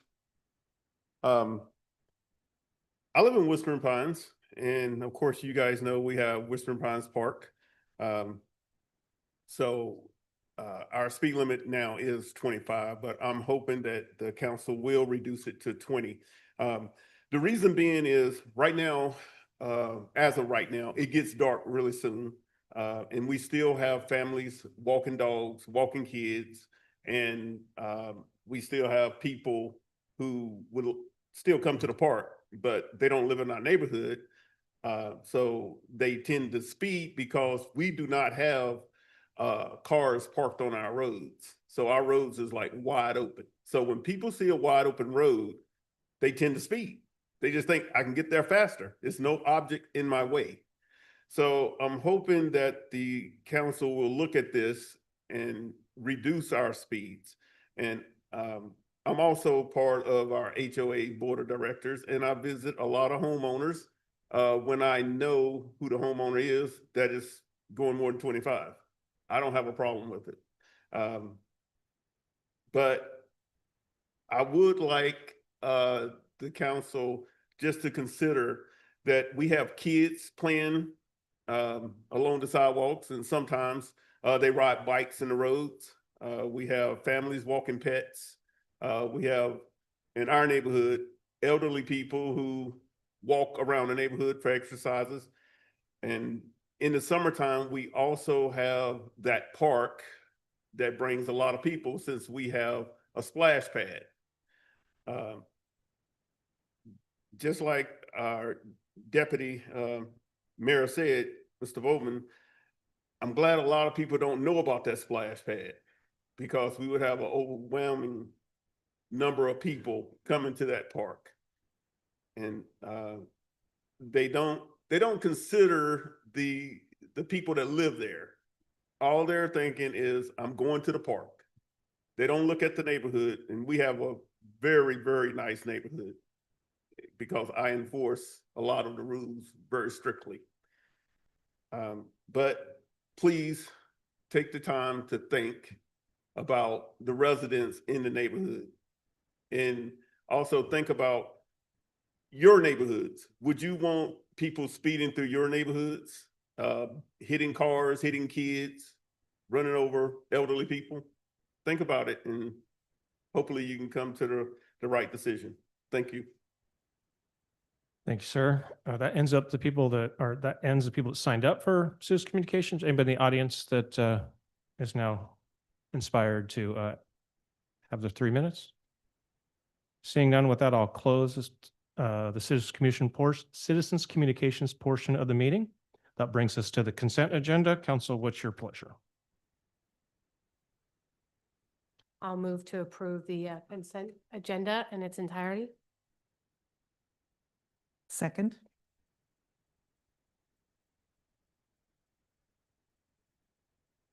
I have a motion and a second to approve the consent agenda in its entirety by Councilmember Ferrer, second by Councilmember Kuipers. Any discussion? Seeing none, all in favor? Aye. Aye. Any opposed? I do just want to add, and if anybody is really curious on why it costs so much money to do anything in government, look how much the Southwest 20th wetland mitigation costs to fill in a ditch that we own, that we mow. But anyway. That brings us to some public hearings. So we had one canceled for the community development block grant. So we won't be having that one because there's no community development block grants this year. So that was on the agenda previously. So that's why we just have it canceled here. That brings us to ordinance 2025-13. Kristen? Good evening, Council. The ordinances before you this evening represent the final procedural steps related to our residential target area and our multifamily tax exemption program. Ordinance 2025-13 adopts parcel number 192350000 as a residential target area for the multifamily tax exemption program. Staff would ask you to please hold a public hearing this evening to take comments on the proposed designation of this parcel. Okay. With that, I'll now open the public hearing at 7:58 p.m. Individuals are limited to 3 minutes to provide comment regarding ordinance number 2025-13, designated parcel 1923500 as residential target area for the multifamily tax exemption. Please direct your comments to the mayor. Clerk, have we received anything from Zoom? No, Mr. Mayor. With that, is there anybody in the room who wishes to provide testimony on this ordinance? Seeing no further members of the public wish to speak, I'll now close the public hearing at 7:58 p.m.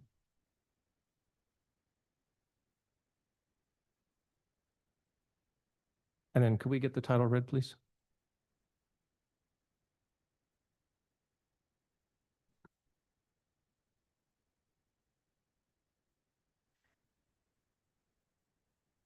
An ordinance of the City Council of the City of Battle Ground, Washington, for the adoption of the residential targeted area for the multifamily tax exemption program designated on parcel 192350000.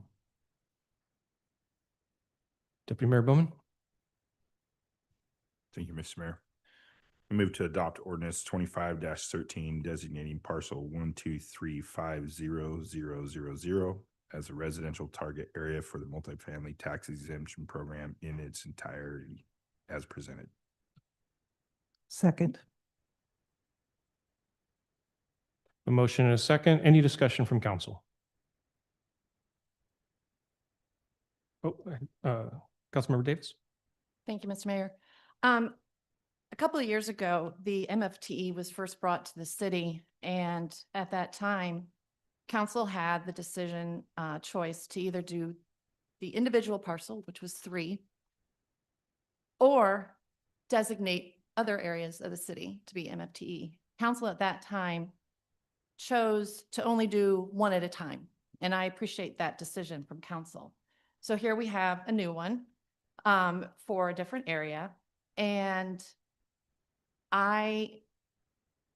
even though it's rezoned for R12, which is great, can be built on there, super. I am not in favor of this particular parcel being designated MFTE. One of the options that was brought to us was downtown Main Street area for revitalization. I think that is an excellent use for this concept. And I know we can do it. That's why we're here tonight. However, I just don't believe just because you can, we should. So I will not be in favor of it tonight. Thank you. Always appreciate explaining votes. Anybody else?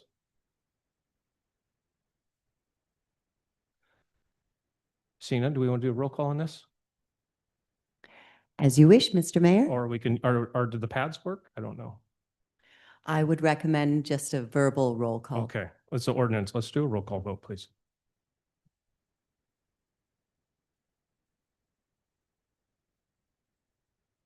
Councilmember Kuipers, how do you vote? 4. Councilmember Ferrer, how do you vote? Yay.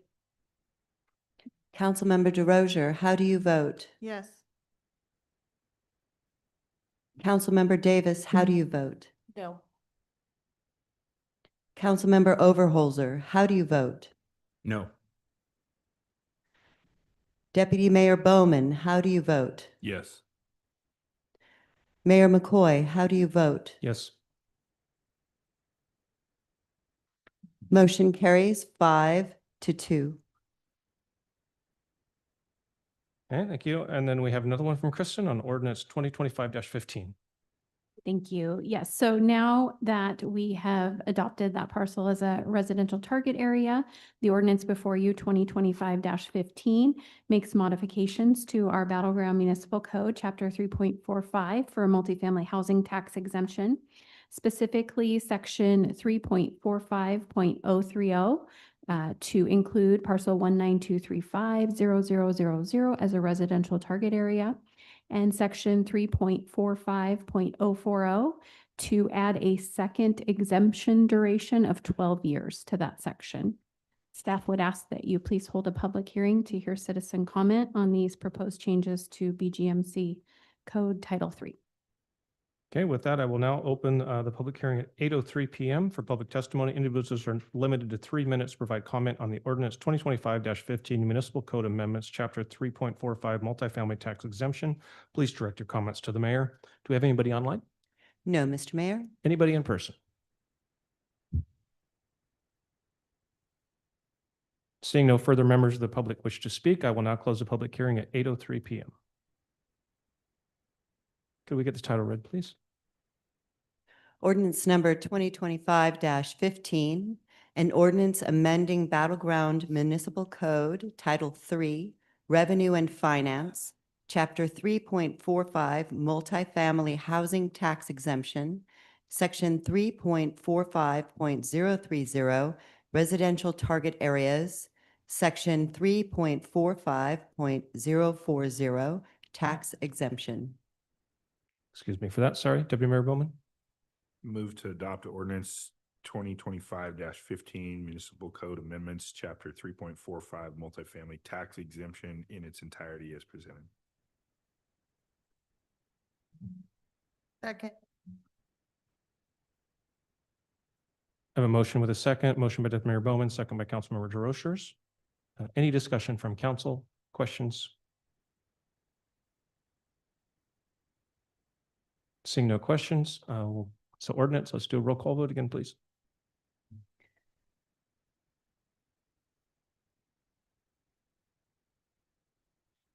Councilmember Kuipers, how do you vote? Yes. Councilmember Ferrer, how do you vote? No. Councilmember DeRozier, how do you vote? Yes. Councilmember Davis, how do you vote? No. Councilmember Overholser, how do you vote? No. Deputy Mayor Bowman, how do you vote? Yes. Mayor McCoy, how do you vote? Yes.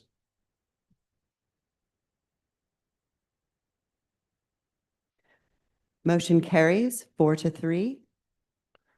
That brings us to ordinance 2025-16, neighborhood speed limits. Mark, you're gonna, Yeah, I got a quick presentation. Let me pull it up.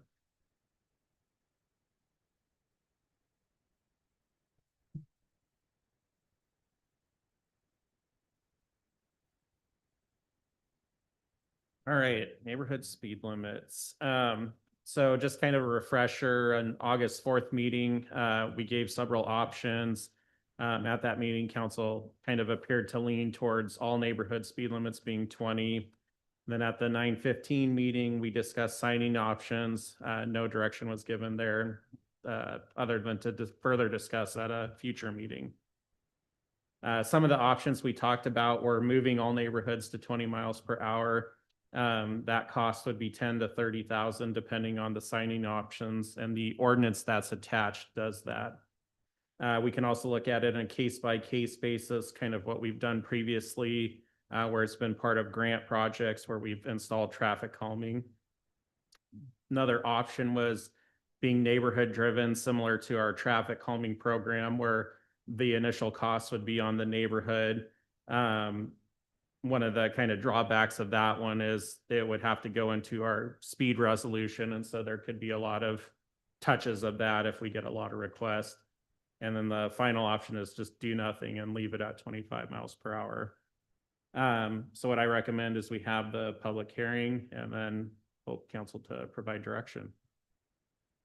okay, with that, I will now open the public hearing at 8:07 PM. For public testimony, individuals are limited to 3 minutes to provide comment on ordinance 2025-16 neighborhood speed limits. As always, please direct your comments to the mayor. Do we have anybody online wishing to speak? No, Mr. Mayor. With that, I'll ask those of the public, whether you signed up or had public testimony earlier, you're still welcome to do so now as well. Just please come up and state your name and we will give you your 3 minutes. I know Jessica Cole definitely signed up for speed limits, and everybody else is welcome to come up as well. Hello, Council. My name's Jessica Cole. I'm so sorry to interrupt, but for those who are providing public testimony during the public hearing, if you would please state your name and your city of residence. Thank you. Hello, Council. My name's Jessica Cole of Battleground. Lowering speed limits alone does not actually change driver behavior. Without design changes or consistent reminders, most drivers will continue to drive as they always do, whether that means driving their current speed limit or speeding. And this can create a false sense of safety for residents and frustration when the driving issues do not improve. Drivers also depend heavily on visual cues and habits. When limits change, it takes repeated visual reminders for people to adjust. Signs only placed at city entrances aren't enough to make that shift. Many of our main streets already have speed limit signs spaced very far apart, and if the citywide default drops to 20 without consistent signage, drivers will be left guessing. Some will assume the old limits still apply, while others will drive 20 until they see a higher sign, even on the collector or arterial roads meant for 30, 35, 55 miles per hour. And that uncertainty can make traffic less predictable and potentially less safe. In addition, if additional signs are installed, I would prefer to see them placed where speed limits have already been reduced this year. Drivers who have used those roads for a long time are still adjusting to the lower limits, and additional reminders would help them with compliance and safety. I guess I have 3 minutes. Sorry. The estimated 10,000 to 30,000 costs for new signage would be better spent on targeted traffic calming measures that produce measurable results, reducing all streets to 20, also removes flexibility. If residents later request to return to 25, the state would have to conduct a formal engineering and traffic study, which would be costly and time consuming. Keeping 25 at the citywide default and lowering specific streets where data shows safety issues near parks, schools, or where residents have raised concerns is more practical and cost-effective approach. Not all- Time, Mr. Mayor. Oh, it's time. Thank you, Jessica. You're welcome. Anybody else in the public that wishes to add their comments previously, or just come up, state your name and city residence, please? My name is Reggie Howell, and I live here in Battleground, Washington, in Whispering Pines neighborhood, 2700 Northeast 8th Avenue. I do think we need to do this. What's the cost of a life? 10,000, 30,000? Does that matter? I mean, it's like our residents, they have a lot of pets. One of our elderly couples, their cat got ran over by somebody outside from our neighborhood. They'd have been going slower, probably would have never happened.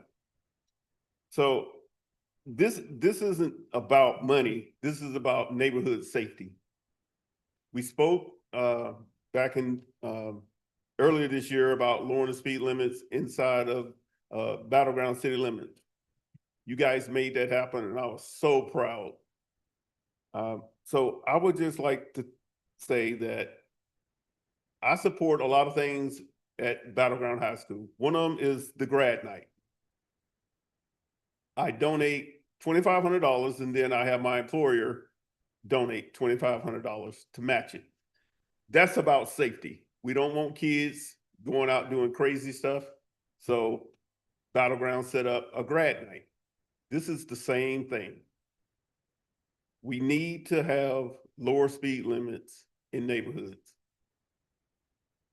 It's just about safety. And I do not want to see a kid get ran over, much less somebody's pet who is a part of their family. Thank you, Mr. Mayor. Thanks, sir. Good, one more. Yep. And remember, name and city residence, please.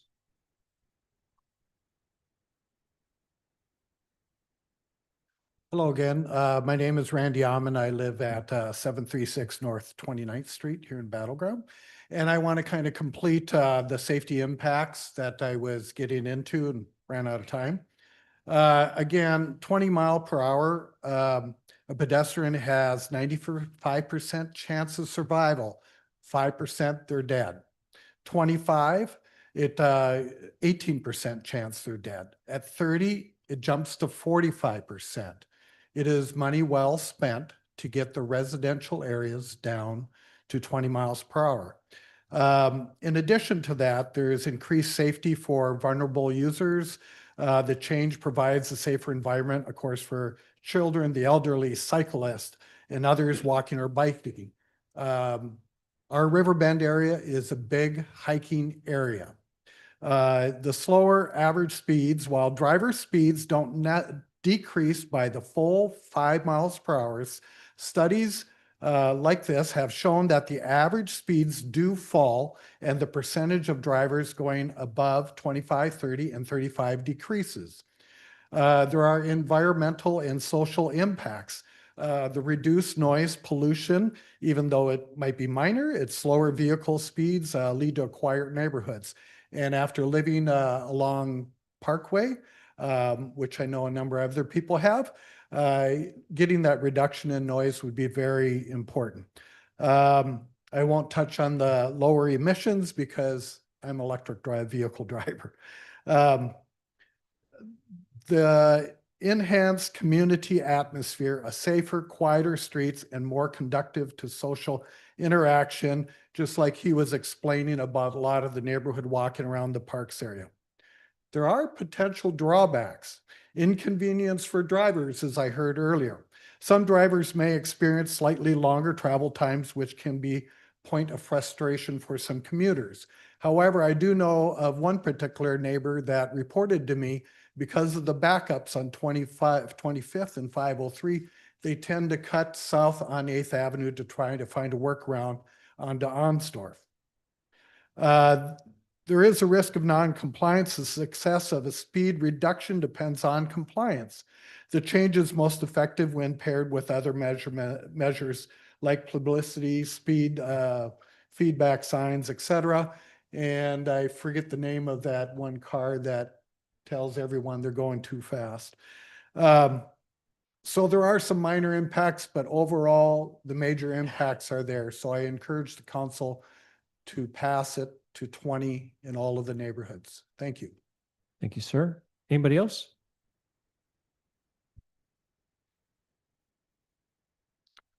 Seeing no further members of the public wishing to speak, I now close the public hearing at 8:15 p.m. And title, please.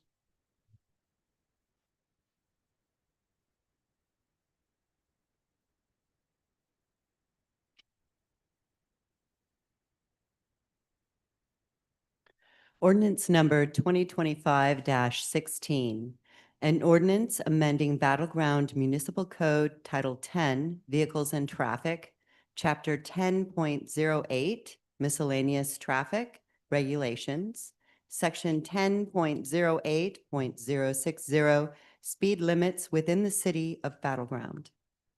Thank you. With that, Councilmember DeRochers? Yeah, you queued in. Yeah. Yeah, I just have a question. Well, a question and a comment. So when we're talking about neighborhood streets, we're only specifically talking about the neighborhoods, not Grace Avenue or anything like that. We're talking about streets that are designated as neighborhood streets, not Correct. arterial neighborhood. Yeah, no. not arterials, not collectors, the streets within subdivisions. Only, yeah, only neighborhoods. So like where my house is on 20th is still 35. Correct. But inside the neighborhood would be 20. Correct. Okay, and so I've been going back and forth on this because I thought everybody wanted the speed limit 20 from what I've heard over the years, people complaining in all the public forums about how fast everybody's going in their neighborhood. So I just assumed everybody wanted 20. But then I have heard some people that don't, and the reasons are you should teach your kids not to be in the road. And that really got me thinking that these are neighborhood streets. There are kids that are out there playing in the road. You know, they're playing basketball with their basketball hoop, rollerblading. Okay, maybe not rollerblading, but riding their scooters, playing soccer. I mean, there's kids in the road.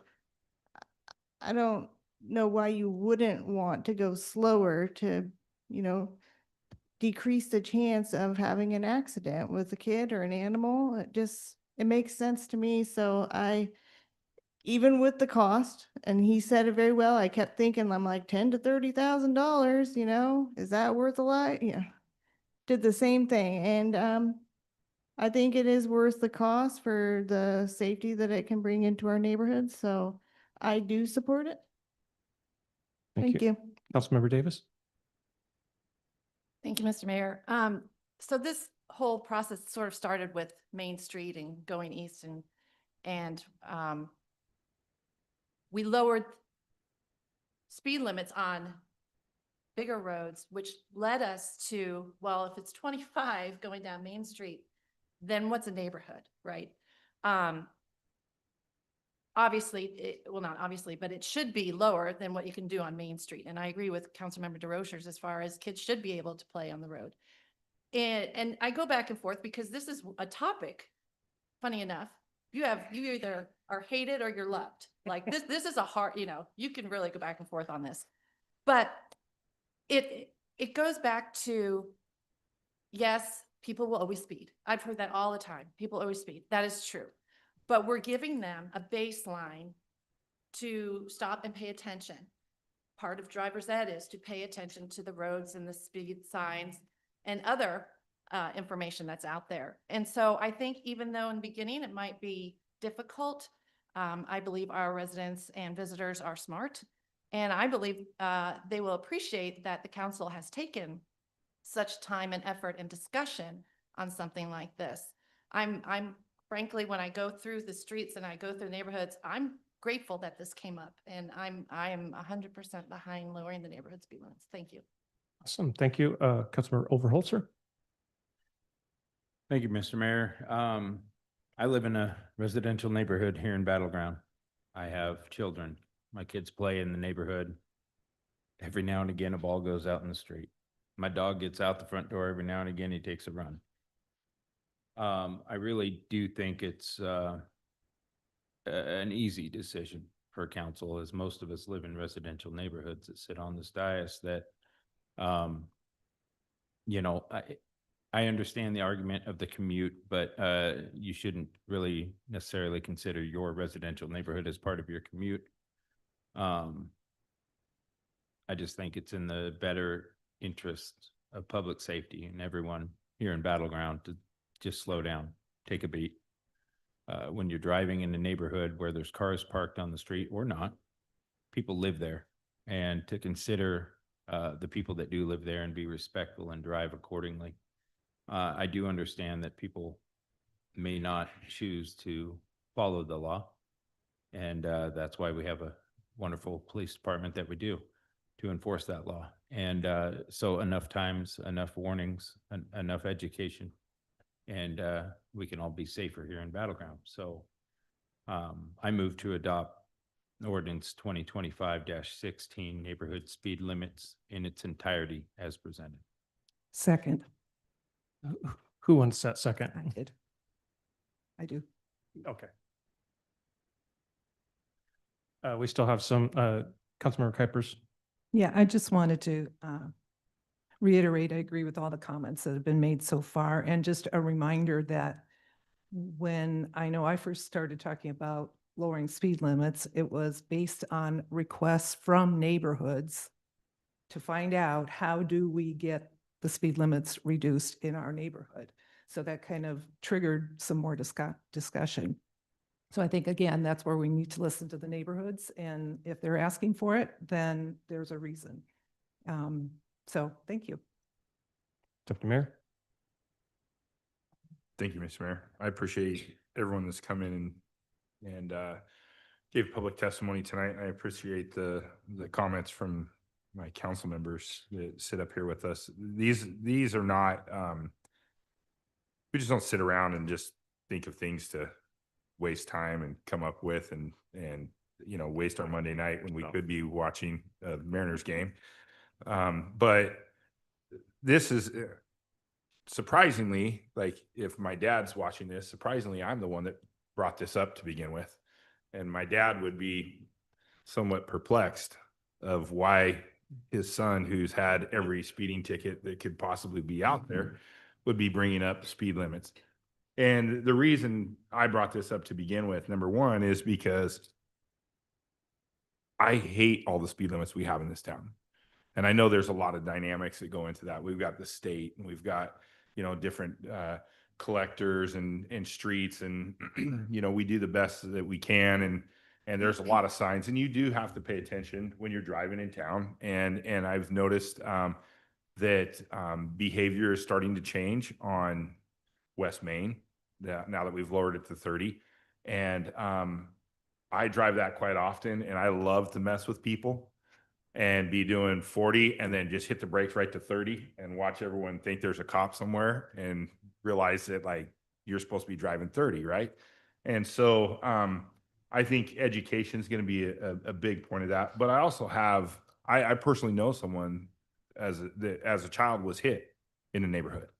And we want to say that, you know, we should watch our kids shouldn't be playing in the streets, stuff like that. When I drive down from my house, when I come down North Parkway, there's not one car from Main Street. There's not one car on Parkway, period, that is parked on the street.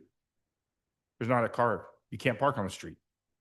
You can park on the street in my neighborhood. And if you go into most of these neighborhoods, there's cars parked on both sides of the street. There's very little room in between. So a car that's going through there that's speeding and a ball goes out into the street, or a cat or a dog or whatever it may be, like those of us that have kids or have had kids or been around kids know that, like, I'm amazed how much I don't get listened to, you know, when you talk to them, and you can tell them, don't run into the street. Don't, you know, I've told my daughter that forever. Look both ways. We live in a neighborhood that is very quiet. It's a cul-de-sac. There's one way in, one way out. They don't see a lot of cars. So she just runs across the street every single time. And you'll yell, look, and she looks after she's across the street. And so having cars going slower is probably a good thing. Now, is there going to have to be enforcement? Yeah, we're going to have to enforce it. If there's going to be areas that obviously lend to bigger roads and more speeding that we may have to look at, and we've done that. We did that over on 4th, I think it is, behind by Fred Meyers. I think we put in some speed bumps and stuff over there because people were still moving down that street. And so we can look at that stuff, but this is just a start of like, let's try and slow it down a little bit. We know this has been an issue, and I've heard both sides of it. You can go onto any website in this town. There's about 5 of them, and you can find out both sides of this. And half of them don't live here in town. Half of them don't want the government telling you what to do. The other half want the government to tell you everything to do. And so we've got to kind of figure out where that is in the middle. And, you know, it really comes back to what my council members have said, and what Mr. Howe said. What is a life worth? You know, I know $35,000 is a lot of money, and it seems like a lot of money, but I can tell you this right now. If it costs $1 million to pave a sidewalk for a block, we're not doing a lot of pothole repairs for $35,000. I've been here long enough to know that we don't repair a lot of potholes for $35,000. So we work on that other stuff too. And in our budget tonight, we were working on that. We're putting money into roads. We're doing those kind of things, but this is something that needs to be done also to make sure that people are protecting our community. So I support it. I appreciate my council members and their support that they've given tonight. Councilmember Furr? I have a question for staff. Do we have an ordinance right now or something that says that citizens, they can petition for their neighborhood to reduce traffic speed limits in their neighborhood? No, there's not, that doesn't exist at this point. Okay, there isn't. Okay. Just for speed bumps. Okay. Correct. So, like everybody on this council has already said, it's like half of the population's gonna hate you for this and half of them are gonna love you for it. So seems like this council is pretty unanimous. So I'll be the representative for the half that's gonna hate this ordinance. How's that? Cause I agree. I don't think going from 25 to 20, it's gonna change anything, to be honest. I thought that the best way to balance this out, since half love it and half hate it, is give the citizens an opportunity to petition for the neighborhoods that they feel need to be reduced, because not all of our neighborhoods are the same. I know that there are some that are high density and they need it. There's some that are right off the street and they need it, but then there's other ones that they don't need it. And so, yeah, so I will be probably the only one that votes no, just because I don't think it's going to make a difference. I've heard people that are appreciative of the speed reduction that we've placed on Main Street near 20th, but they're like, now where's the enforcement? Which we already know it takes time, but currently right now they're like, they're still speeding like crazy. So, and the whole reason why we did that is to prevent any more casualties and fatalities on that corner. So that's it. I'm more in favor of the case by case. Good. Well, then maybe I'll surprise you and agree with you. My issue is not, I mean, I think it's a little hyperbolic just to say this is probably, you know, that we're putting cost savings on lives. I go back to what Chief told us, and that he does not have the people to monitor this, to enforce this. I think we're going to create a false expectation with our citizens that it is going to be enforced. I think once you go down that slippery slope of passing a resolution or ordinance that you can't enforce. I don't like the position that puts us in. That doesn't mean that I don't appreciate and wish all our neighborhoods that everybody went 20 miles an hour. Those are two different things. So, and Councilmember Ferrer brought exactly the point I was going to bring up. As soon as we lower this, you get ready for the requests, which is fine, but our police are going to be asked and tasked to go enforce this when we see the speeding. I agree. Mark is always telling us, put whatever speed limit you want on a road. If it's wide and open, they're going to go. There was even a citizen testimony to that. I believe that we should be partnering with our neighborhoods that want this lower speed to add those traffic calming devices that will facilitate most citizens following the speed limit. So while I appreciate the safety, I appreciate the quality of life, my issue is more on the enforcement mechanism, and I hope I'm wrong, but my concern is that we do not have the cops on the dots for this. With that, no further discussion. Roll call vote, please. We have a motion on the floor by Councilmember Overholzer, second by Councilmember Kuipers. Councilmember Kuipers, how do you vote? Yes. Councilmember Ferrer, how do you vote? No. Councilmember DeRozier, how do you vote? Yes. Councilmember Davis, how do you vote? Yes. Councilmember Overholzer, how do you vote? Yes. Deputy Mayor Bowman, how do you vote? Yes. Mayor McCoy, how do you vote? No. Motion carries 5-2. And council, I'd ask your agreement to, can we go ahead and move up the Ripple Fiber franchise agreement? This gentleman's here, may get our first order of business. Anybody have any problem with that? Yeah. Okay, maybe let's, we'll get to Megan after the Ripple Fiber franchise agreement. How's that? Sorry, Megan. You have to stay here the whole time anyway.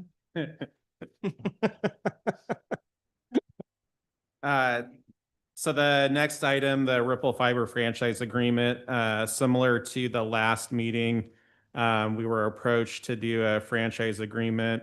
I'll have Kevin from Ripple Fiber come up and say a few things about his company.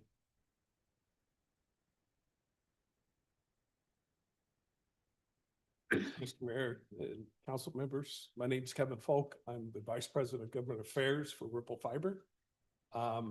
We've been pursuing the franchise agreement with Mark and his staff, and we give you a little background about Ripple Fiber. We are currently building in 12 states and have services in different states across from the East Coast over here to the West Coast.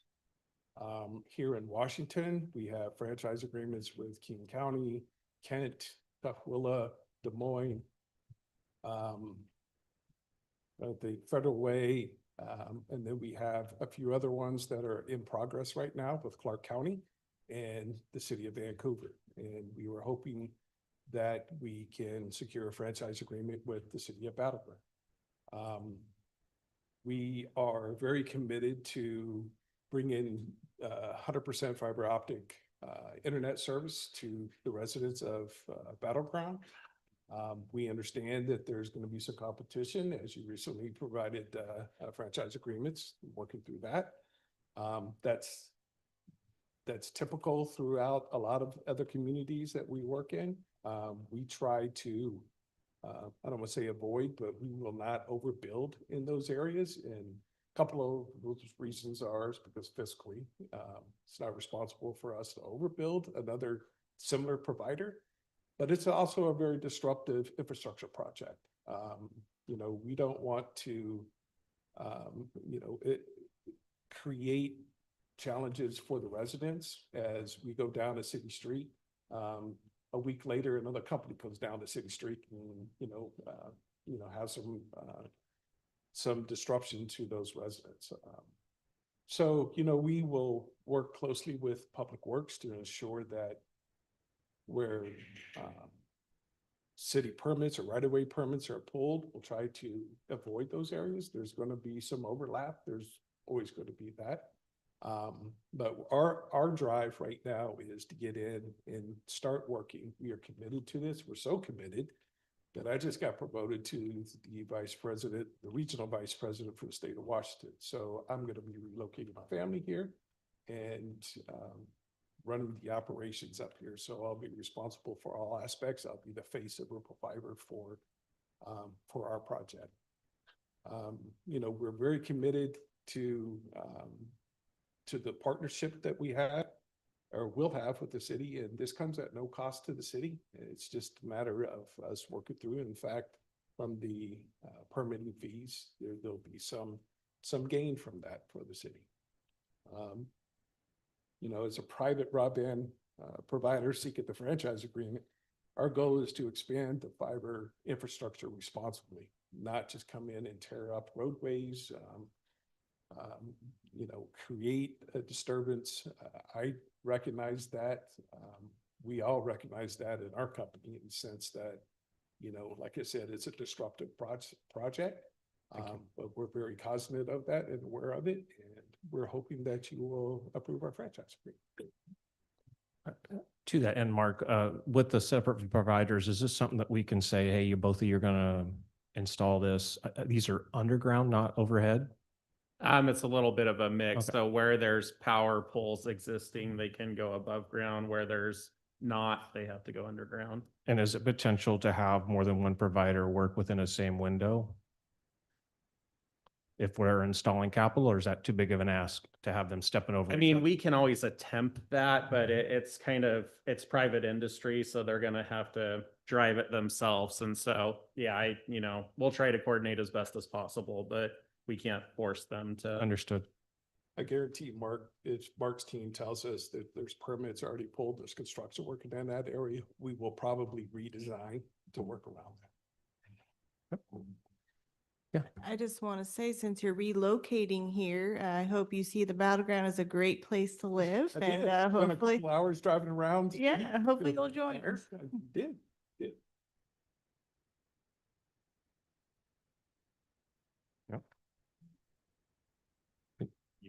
I would entertain a motion for ordinance 2025-23. So this will come, this is the first touch. Okay. You have to have 2 touches. So I will bring this back with the other 3 at the November 3rd meeting. So if there's any other questions for Kevin, otherwise I'll set him free. Awesome. Okay, thank you. The clerk recommends the first reading. Okay. Setting a date for or having the No, first the reading? first reading of the ordinance title. Okay, please. Ordinance number 2025-23, an ordinance of the City Council of the City of Battleground, Clark County, Washington, granting a non-exclusive franchise to Hyperfiber of Washington LLC, DBA Ripple Fiber, to construct, maintain, operate, replace, and repair a telecommunications system in, across, over, along, under, through, and below certain designated public rights of way of the City of Battleground, Washington for a 10th year term. Okay. And no motion needed, correct? Okay. All right, that concludes the franchise agreement. So now, Megan, it's all yours. Good evening, council. Anything in the way? There we go. Okay. So we are finished with Q3 of 2025, closing in on the Q4, which I know we started this evening out with the Mariners game starting, and it has now ended, and it is sad now. So went from excited to sad. So with that, let's talk about money. Sales tax. So our sales tax is doing very, very well this year, which is fantastic because we saw a dip last year. So it's continuing the trajectory of increasing, which is great. Again, never a guarantee. It's very much dependent upon the economy. And if I had a crystal ball, I could tell you what it's going to do, but I don't. So with that, we've collected 3.4 million compared to 3.1 million at the same time in 2024, which is a 9% increase. For the public safety sales tax, we have collected 218,000. So that's a 4% increase from last year. And then the criminal justice sales tax, 292,000, which is a 2.8% increase. So I did some backwards math to figure out the total tax that the city collects for public safety, and it is approximately 3% of the total sales tax collected in the county. And then for the criminal justice, it's about 3.8% based upon the calculations of the split and how it gets split out amongst the different jurisdictions. For the transportation benefit district sales tax, we collected 400,000, which is the same increase of 9% as our general sales tax. Looking at where we are for the third quarter, we are slated to exceed 2024. We may not reach the full 2023, but we still have 5 months of collection, and we're coming into the historical high consumption for retail sales tax. Looking at what we sent to the state from our jurisdiction, what was collected here and purchased here, sent about 26 million to the state of Washington, 2.8 million to CTRAN. And then for public safety, the transportation benefit district, mental health and criminal, about 400,000. And then the county, 607,000. So total gross receipts is estimated at 405 million within the city of Battle Ground for the last 7 months of activity. Looking at where those increases are happening, you can see that retail trade is up 5%. And our construction, this is the one that has ticked us up for the last several years, has increased 40% for the same time frame from the prior year. We did see a slight decrease in food services and lodging of 7%, and then also another decrease in wholesale trade. But overall, we are up 9%. Looking at our development activity, so for single family residential, we are at 172 compared to 192 in 2024. This is interesting because the last time we spoke, we were actually up higher than 2024. So we've seen a shift, a little bit of a slowdown. Multifamily, we have 2 compared to 0 in 2024. So again, up there. And then commercial, 3 compared to 6. Looking at what that means dollar-wise. So for our permit revenue, we're at 876,000 compared to 892,000 in 24. Building plan checks, 624,000 compared to 742,000. Development review, 470,000 compared to 300,000. And then for our impact fees, our transportation impact fee, we've collected 1.2 million. Credits were used were 68,000 compared to 205 in 24. And then in 24, we collected 522,000 in impact fees for transportation. And then park impact fees, we're at 875,000 compared to 826,000. So overall, we've increased 4 million, a 23.2% increase from 24 for the third quarter. So even though we're down a little bit in single family because we had those 2 multifamilies, they do bring in higher impact fees. So that's why there is an increase. And then looking at our interest income, we're at 3 million across all funds compared to 3.5 million in 24. So our average earnings rate is at 4.1% compared to 4.4% in 24. As mortgage rates continue to go down, that typically means the Fed rate goes down. That is where our interest income will start to decline. Looking at our general fund overall, we're at 20.6 million to the 28 million budget to actual, which is on track for where we should be for this time. So 73.8% budget to actual. And then for our expenditures, we are at 18.7 million to our budget of 30 million. So we're at 61.11% and using 75% as the guide for third quarter. Looking at our real estate excise tax, this is actually another area that has surpassed the previous year. So we're at 1.5 million to date, and we in total last year collected 1.6. So again, we may not get to the 2022 number, but we're slated to collect more than we did last year. Looking at our street fund, we are at 63.9% in our budget to actual for revenue, which is on target. And then our street expenditures, our budget to actual is 53.9%. I did confirm with Public Works that all the work for preservation is done except striping, but we are waiting on a few final invoices. Looking at our Parks Fund, we are at 80% budget to actual for our revenue. And that is because the event center revenue continues to be higher than projections, which is fantastic. And then looking at our park expenditures, we're at 70.1% budget to actual. Looking at our storm drainage fund, we are at 65.2% for our storm revenue and 46.4% for our expenditures. And that is because without capital, we're at 60% for our operational expenses for storm, and for our storm drainage actual services revenue, we're at 79%. So we're exceeding expectations on our storm revenue. And then looking at our water fund. I'm losing myself on my own slides. Water fund. We are at 41.1% budget to actual for water revenue. That's due to the grants that we have in place related to the capital projects. So for our water services, we're at 81%, again, exceeding expectations, which it will start to peter off as we go into fall and the rainy weather. And then water expenditures, we're at 47.2% overall, but taking out the capital, we're at 66% for our operating expenses. Looking at our sewer fund, we're at 51.9% for our sewer revenue, our sewer services. So the fees we collect, we're at 75%. So we're right on target with our sewer revenue. And then looking at our sewer expenses, we are at 71.6% budget to actual. And so that's because our capital is actually going in this fund. So without capital, we're at 70%. So it's pretty close to the same amount. Looking at our debt outstanding, it hasn't changed much. We still have the 3 bonds outstanding, and they're continuing to go down as we make payments. And looking at our overall cash and investments, we have a majority of our funds with LGIP. And then we also have some funds at the county pool. We have some long-term investments, and then our bank. And then as a reminder, the majority of these funds are restricted for specific purposes, so we can't just spend all of this today. With that, are there any questions? Go ahead. How many, can you go back one slide?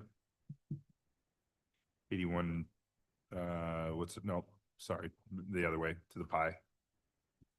That one there.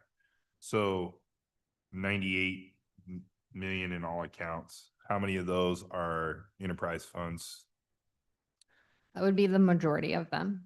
So in the general fund, I believe we have 27 million, but that includes our reserve as well as the ARPA monies. Okay. So about 60-ish million of this, 2/3 of it is enterprise. Yes. I want to put that out there. People think we got $98 million. No. And it's in dedicated funds that can't be used for streets and for parks and for those things. Correct.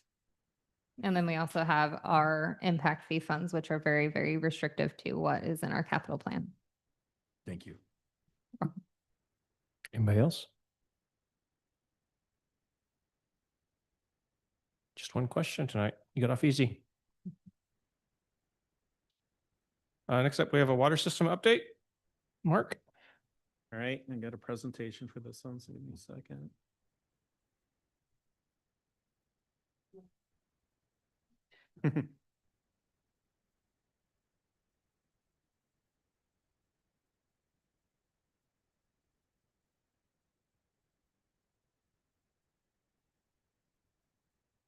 All right. Water systems. So I'll talk a little bit about what we talked about at the retreat. I'll not go over everything, just kind of summarize. So city has several water rights, and those are for wells 1 and 2 and 4 through 9. Our instantaneous rights are 2,300 gallons per minute. And then we have 623 million gallons in volume per year. And then with a non-additive, that bumps up to 690. We have a water right application in for what was going to be wells 10 and 11. The instantaneous for that was 1,200. And then there was about 325 million gallons of volume. We have the city water right that we transferred to CPU. There was an instantaneous of 1,000 gallons per minute, and then the volume was 325 million. From our 2024 numbers, our production, so overall, including the intertie, we produced about 638 million gallons. The highest instantaneous was about 2,300 gallons per minute. And so that's averaged over 24 hours. So you look at the total volume that we produced for a 1-day period and then divide by the metrics, it was 2,300. So could have been 2,800 at one point and 2,000 at one, that flexes, but just on average over the day was about 2,300. From CPU intertie, we took 310 million gallons. And then based on the August numbers, I believe for well 6, we should produce around 95 million gallons, which would be take down from what we took from the CPU intertie. So we also talked about things we can do. So for all wells, we should combine water rights for wells 1 through 4, and then the same thing for 6 through 9. That'd be about 30 to 50,000 for both, and it's a 1-year time frame. For wells 1 and 2, we should replace due to age and PFAS. That is actually already under contract for design.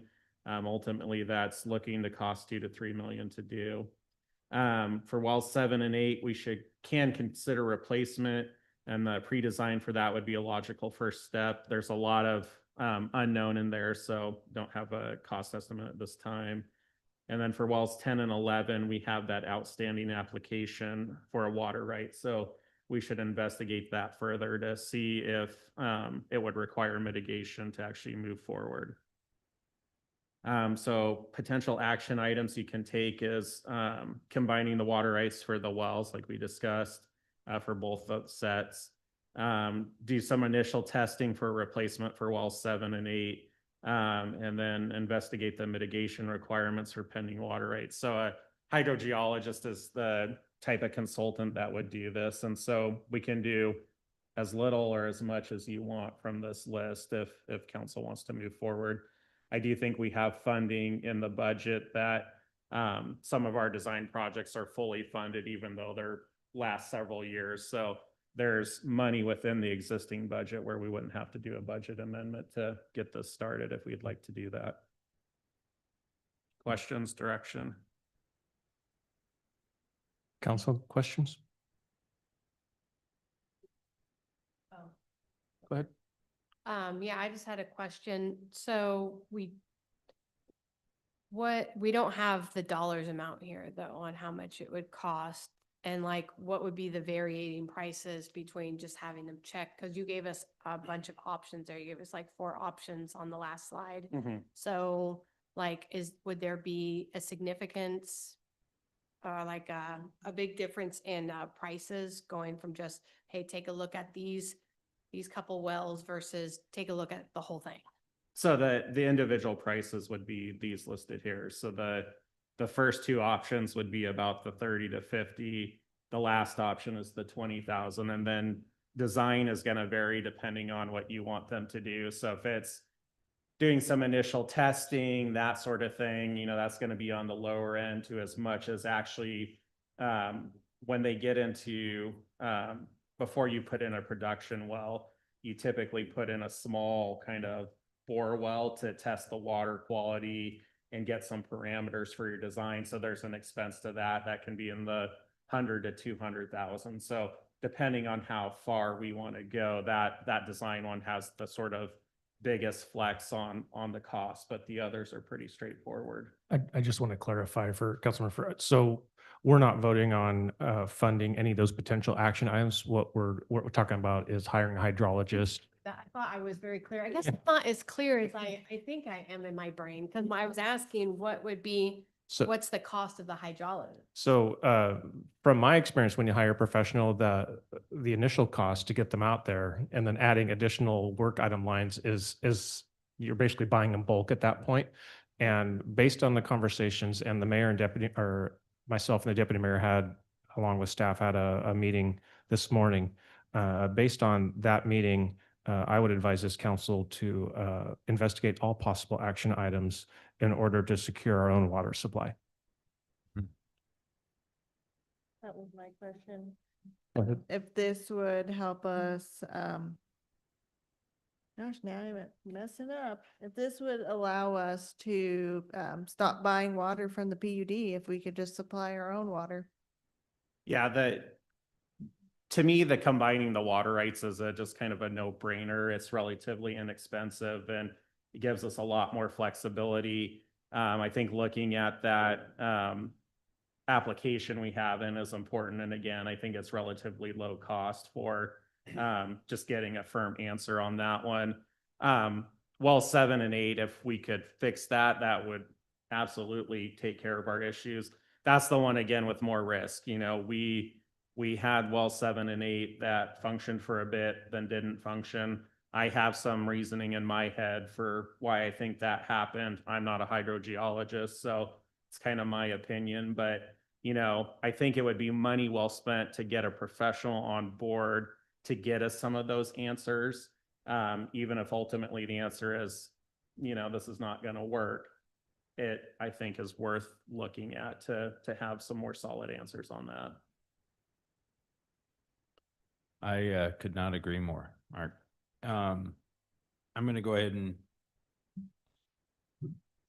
All right, let's move to authorize the Public Works Department to move forward with hiring a hydrogeologist under contract to perform the work related to the city's water system. Second. Any further questions or discussion?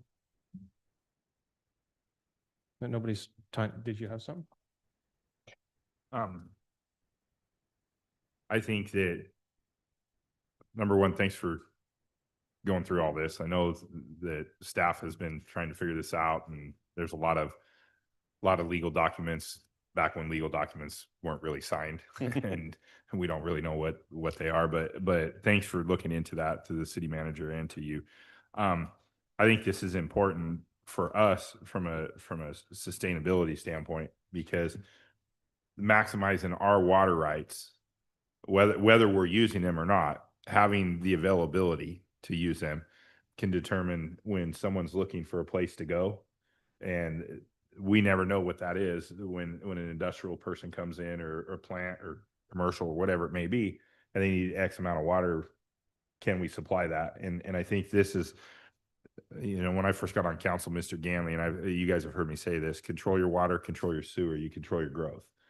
And if someone else controls that, they control our growth. And you know, that's some of the questions that we had today and we brought up today is as we are partnering with other agencies, if they decide to divert water somewhere else because they want growth somewhere else and not necessarily here, then that's something that could hurt us. And so I think having the ability to find out what we can get. I know, coming from the agricultural side, water rights take a long time in this state to get. They can take 20, 30 years. And so I think that not only should we look at this, but I think we should be applying for more water rights if we can, for 20 years down the line, for some other council to say, hey, we need more wells. But I think this is a good start, and I appreciate you guys looking into this. And I think this is the kind of stuff long-term that's going to be great for our community.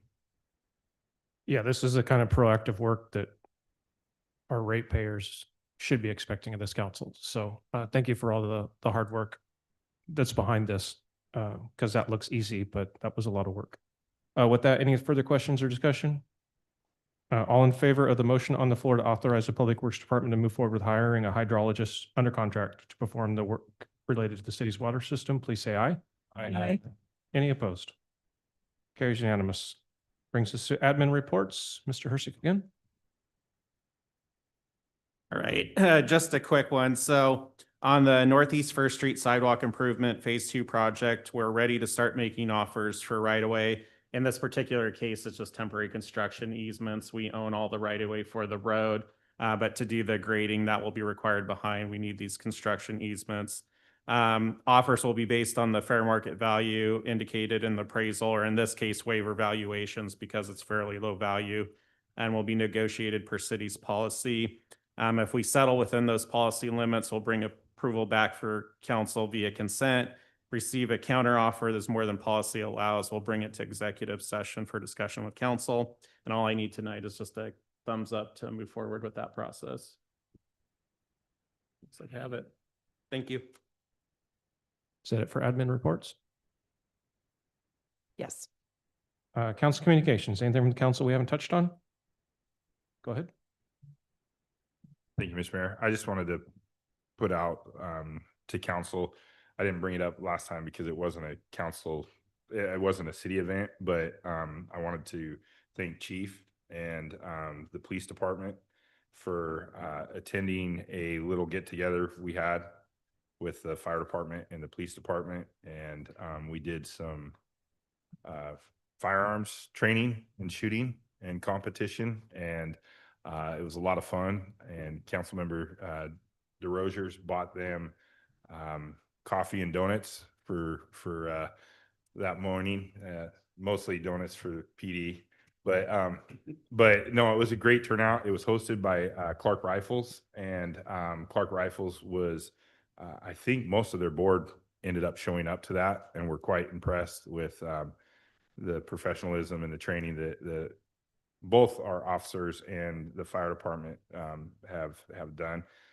Just so you guys know, our officers did really well in the categories that they should do really well in, which are pistol and 50 yards or less with the AR platform. The firefighters, they found out, were all hunters. And so when they got out a little bit further, it was the firefighters. It did end in a tie. So I'm going to invite council to join us on the tiebreaker, which will be a cook-off. That's the second part. The PD thinks that is stacked a little bit because there is rumor that firefighters tend to be good cooks, but I don't know that they cook desserts. I don't know if they may be able to barbecue, but we'll have some different categories and we'll need some judges for that. But it was a good time. We're planning on doing it again, and we'll make sure we invite everyone next time. We just weren't sure this first time going into it how it went, but it was a good time. And thank you. But we also want to tell the other side is that Deputy Mayor Bowman took money out of his pocket to fund this. And although the officers were a little nervous going into it, then they thought they got a little overconfident, thought that they were going to just smoke everything, and got schooled very, very quickly that there's some really good people on the fire side that can shoot. So it was great camaraderie building. It was really good to be able to get to know everybody in a different light. So thank you, Deputy Mayor Bowman. So I just want to add, since it's the last week that we meet before the month is over, October 31st, we have the Halloween trick or treating in town. It will begin at 3 o'clock and it goes to 6. I learned that this week the teens from Rock Solid Youth Center are going to go out and hand out all the flyers to the businesses that want to participate. Anyways, hope to see you all there. I'll just add, I did attend the ICC Clark County Transportation Alliance. If you want to see an early copy, I have one. This will come before council, though. It's the thing we do every year. And I can, if you have questions about anything individually there, let me know. I just want to, since there's no more business to be done, we do have an executive session we'll be going to shortly. I just want to let people know the next regular city council meeting will be held Monday, November 3rd at 7 p.m. We'll have a study session at 6, and the study session will be held at Wolf Industries for a tour of their facilities. The public is welcome to attend both of those meetings. They both are public meetings. With that, we need a 5-minute break before exec. Yes, please. Okay, with that, pursuant to RCW 42.30-110, parentheses 1, parentheses B, the city council will enter executive session to consider the selection of a site or the acquisition of real estate by lease or purchase when public knowledge regarding such consideration would cause a likelihood of increased price. The session will last 20 minutes, commencing at 9:08 p.m. and ending at 9:28 p.m. unless extended, with no action to follow. Thank you.